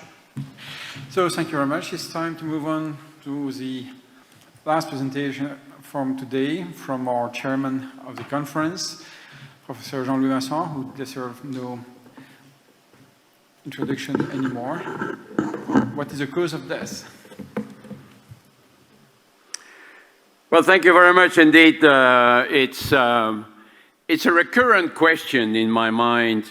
What is the actual process of death in a patient?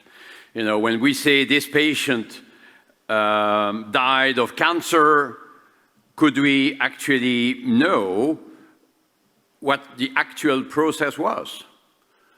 Well, the patient had cancer, okay, but did the patient die of brain metastasis? Or is it from liver metastasis? Or from tamponade? I don't know. I want to know the process. And when we speak about COVID-19, I'd like to know how come some patients die. It's primarily a community-acquired pneumonia.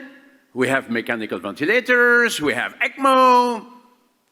Why would these patients die in 2020, 2021? Well, let's start by saying that we have made great progress, of course, as we know. And perhaps the best data come from the UK. Very organized setting. They can look at the mortality rates over time and show graphs like this, showing that over time, mortality rates went down. Well, there are some studies from the US as well, showing that mortality rates actually went up initially when the units were really under stress, and then they went down. This is another study from the UK. Now, of course, we could have done better. And here in this paper, we proposed to concentrate these various elements with the 4 Ps for preparation, progress. We could have made more progress in therapy, I think, but that's another topic. Personalization. We learned with time how to better personalize our therapies of COVID. And prioritization. That will be a big issue in my question this afternoon. Initially, of course, we focused a lot on respiratory failure. Initially, it's a form of pneumonia. And then we had all these discussions. Is it really ARDS or is it not ARDS? Luciano Gattinoni proposed is type 1, type 2, COVID-19 pneumonia. And we had a lot of discussions. Is ARDS the same in COVID-19 and in other diseases? Does it matter, really? A patient is a patient. With Art Slutsky, we wrote this paper recently saying, we have never seen a patient with ARDS. And Luciano Gattinoni, I'm not sure if it's out, but he wrote a nice piece on should we still speak about ARDS after all, following the COVID-19 experience. And Michael Mattei wrote a similar piece recently. It's intriguing, interesting.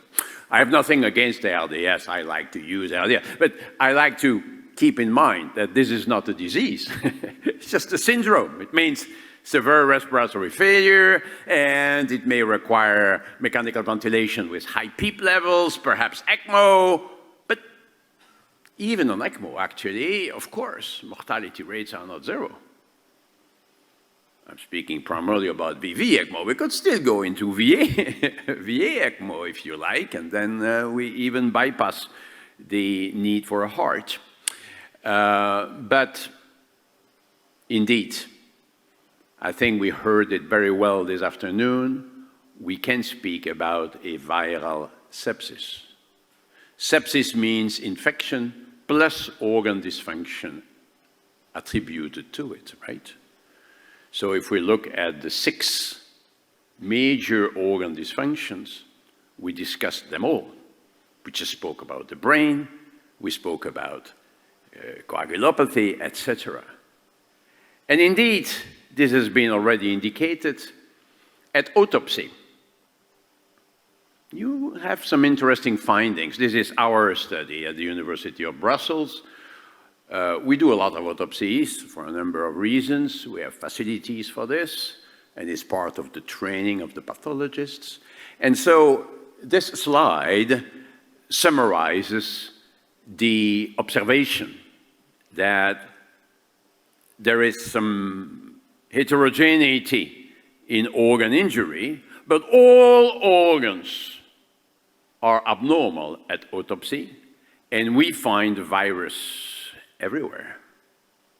So it's initially a lung disease, but it becomes an entire body disease. So I think we can speak about sepsis associated with that particular viral disease.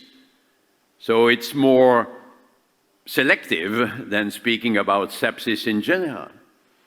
As you know, in our recommendations, we wrote that sepsis is the organ dysfunction associated with an infection. We didn't say a bacterial infection. And of course, we have decided this on purpose It could be bacterial, it could be viral, it could even be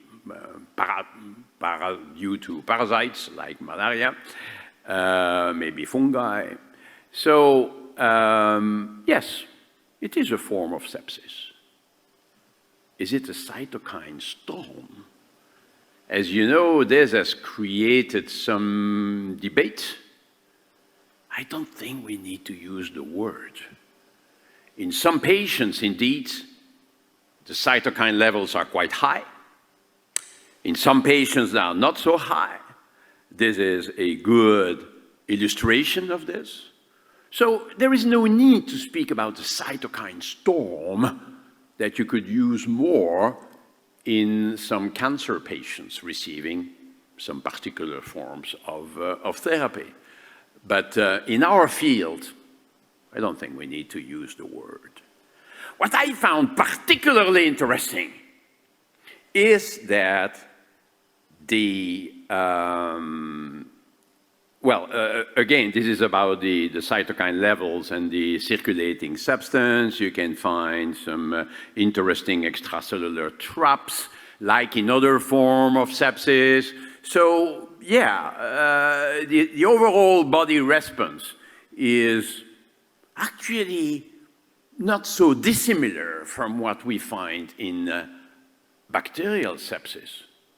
And the blood of these patients can trigger other neutrophils to release neutrophil extracellular traps. So there are things circulating. What I found very interesting,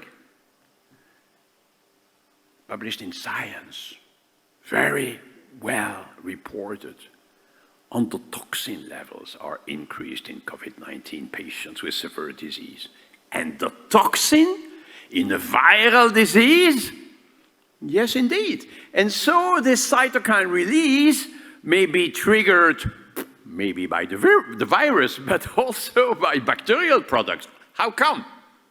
Well, probably it comes from the gut. It's the translocation that we will speak about in other sessions during this meeting. And very interestingly, these mediators levels were directly related to the endotoxin levels. So, viral sepsis, yeah, but you know, there is some interconnection between bacterial and viral infections. Very interesting. And indeed, perhaps we have spoken enough about this, but the endovascular process is generalized. Coagulopathy, endotheliopathy.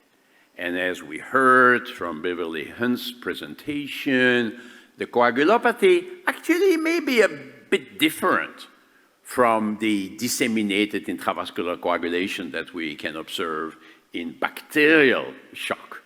So that's how perhaps we could call it the CAC, the COVID-19 associated coagulopathy, and we heard that the dimer levels in particular, the fibrinogen levels in particular are sky high, very, very high. And actually the prothrombin time, the platelet count, you know, we have a review paper almost in press in a major journal with Beverly Hunt on these aspects. So that is a potential link. We spoke about the microcirculation, we spoke about the endothelial abnormalities. That could concern every single part of the body. And then indeed, what we heard this afternoon is that there may be an underappreciated hemodynamic problem, especially initially. And especially with the Chinese experience initially, we learned that it's simplistic to give diuretics when we see that kind of edema in the lungs, because edema does not imply need for diuretics. And so if we look at the various causes of potential shock or altered tissue perfusion, if you like, some patients were actually kept hypovolemic because people were so concerned about gas exchange and lung edema that they just focused on that and forgot that hypovolemia can reduce blood flow to the various organs. And we heard about myocardial problems that could occur, the so-called cardiac injury associated with this, with increased blood troponin levels. And then we heard about the embolization in the various organs. We reported this in critical care medicine as well. Initially, when we did, well, we still do, but initially at the CT scans of the chest, we could really see the thrombi sometimes in big vessels. Of course, looking at that, we started to improve the thromboembolic prophylaxis in these patients. But if we look at the number of deaths due to pulmonary embolism, it's not negligible. So some of our patients with COVID-19 died of pulmonary embolism, especially early on in our experience. And then, indeed, distributive aspect with the quote-unquote cytokine storm that I prefer not to focus on. So sepsis with multiple organ failure, that's a good reason indeed. But when we think about it, prioritization was a big element. We all experience sometimes our ICU is full, we have to make difficult choices, we cannot admit this patient, we have to discharge that patient a bit earlier than anticipated. And then, of course, during pandemia, we know that it could be just a terrible situation that we could anticipate from the beginning. And interestingly, initially, people thought it's just a matter of beds. Just put some beds in the stadium or a military hospital or in a tent. Well, it's not sufficient. It's not only beds. It's material. I don't know how it was in your country, but here we missed some respirators at some point, and car building companies helped with some simple respirators they could make. And personnel. Of course, we got support from other staff members, from other departments, but they were not very well trained to work in an ICU. And we learned we should not work side by side. You take care of that patient, I will take care of that patient. But in a pyramidal way, so that those who are experts in intensive care could supervise, help people who have less experience in all the things we had to do. So it's space, staff, stuff, systems. But when all our environment is really under excessive pressure, then there are some ethical dilemmas. Proportionality of care is always present, right? And with or without COVID, we often think that patients who are elderly, frail, may not benefit with mechanical ventilation from respiratory disease. Why would it be different in COVID-19? So we may decide not to apply mechanical ventilation invasively in some patients who are arriving at the end of their life and or are very debilitated. I like this because it deals with a Belgian patient, but it was reported in an English newspaper. A woman, 90, dies from coronavirus in Belgium after refusing a ventilator and telling doctors, I had a good life, keep this for the younger. So, as you know, that's the fourth ethical principle, which is justice. So we try to expand our ICU, we try to adapt to the problem, but at some point, we are overwhelmed. And it's better to have a plan, and we discussed these plans initially. How should we deal with that? And what could be the guidelines that we could provide doctors with?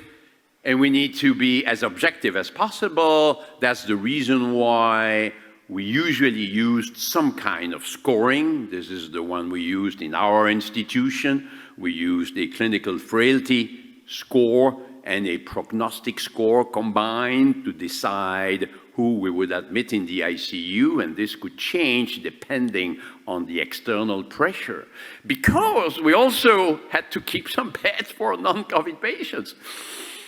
I remember some of our colleagues in North Italy, when they had their crisis, sometimes they had difficulties to admit patients with no COVID in the ICU, because the ICU doctor was saying, no, I have already so many COVID patients, don't come with us. Wait a minute. All individuals should have the same chances. And this is true also when the ICU is full. We should not say, sorry, we are full. What can I do? If we can transfer patients, it's okay. But if we can no longer transfer patients, maybe we need to give up. We need to stop our efforts in some patients. And I know in some countries it's very difficult to do it. But ethically, we cannot accept that we should apply the first come, first served principle or the lottery principle. I love this paper, published quite a while ago now in the New England Journal of Medicine, but it's very well discussed and clearly stated that you cannot keep your beds for the first come individual. So if the ICU is full, you need to reconsider the whole thing. And you may decide to make a bed available for someone who is arriving. Lottery, it's ridiculous because it's not one bed and two patients coming in. It's much more complex than that. There are several patients who could leave the ICU, several patients coming in. You cannot just use a lottery. That's just unfair. My time is up, so I will finish up by saying that this is actually a very important process that we reported in the Lancet quite a while ago. It is that we may decide not to bring a patient to the hospital, or we may decide not to use mechanical ventilation, or if the patient becomes worse, we may decide not to use ECMO. Not to use ECMO because for this patient it would not be very helpful, but also, as we wrote here, because if we apply ECMO, it will attract some personnel who will take care of this patient on ECMO and have less time for the others. So again, in terms of distributive justice, we may have a problem there. Not only for the patient, who may or may not benefit from ECMO, but the patient in the next bed who may have more or less attention. So at the end, I think there are two major processes of death: sepsis with multiple organ failure or therapeutic limitations. So there is no death due to respiratory failure, but some death, of course, due to therapeutic limitations. And finally, for the last minute, the addendum. When we speak about mortality due to COVID, in Belgium, we're a little bit sensitive to that, because at the beginning, we had many deaths due to COVID in our nursing homes, etc. And people were thinking, you know, what's going on in Belgium? But, you know, I liked to find some articles about this in the JAMA in particular, very well discussed here, where they said, you know, 79 years old, dementia, in a nursing home, death preceded by quote-unquote respiratory problems, and there are several residents with COVID in the home. So is the death due to COVID? What about if the patient is tested, but it's negative or untested? You know, there are several elements there. The CNN presented this nice picture saying, is this guy dying of the lack of parachute? But if he's positive, does he die from COVID? So, you know, again, an elderly patient in a nursing home. In Belgium, we had a very famous person who had severe myocardial problems who arrived in cardiogenic shock to the hospital. He was tested positive, and he died a bit later from his cardiogenic shock. Is it COVID? Is it cardiogenic shock? I don't think there is a single answer to that, but it just makes the situation very, very complex. There are people with terminal cancer who may, of course, develop COVID. Do they die from their cancer or do they die from COVID? So we proposed to actually report in our death certificates the predominant terminal organ failure, the proportionality of care that we apply to this patient, and the involvement of COVID-19 in the dying process. Why do some patients die? Therapeutic limitations, sepsis and MOF, suboptimal hemodynamic support could take a part, thromboembolism in some patients, terminal respiratory failure, there are still some patients who develop really terminal respiratory failure. We may not consider a lung transplant, but the lungs are really destroyed, or there may be some other terminal diseases. It's actually a very complex question, and I just shared with you some thoughts. So thank you very much.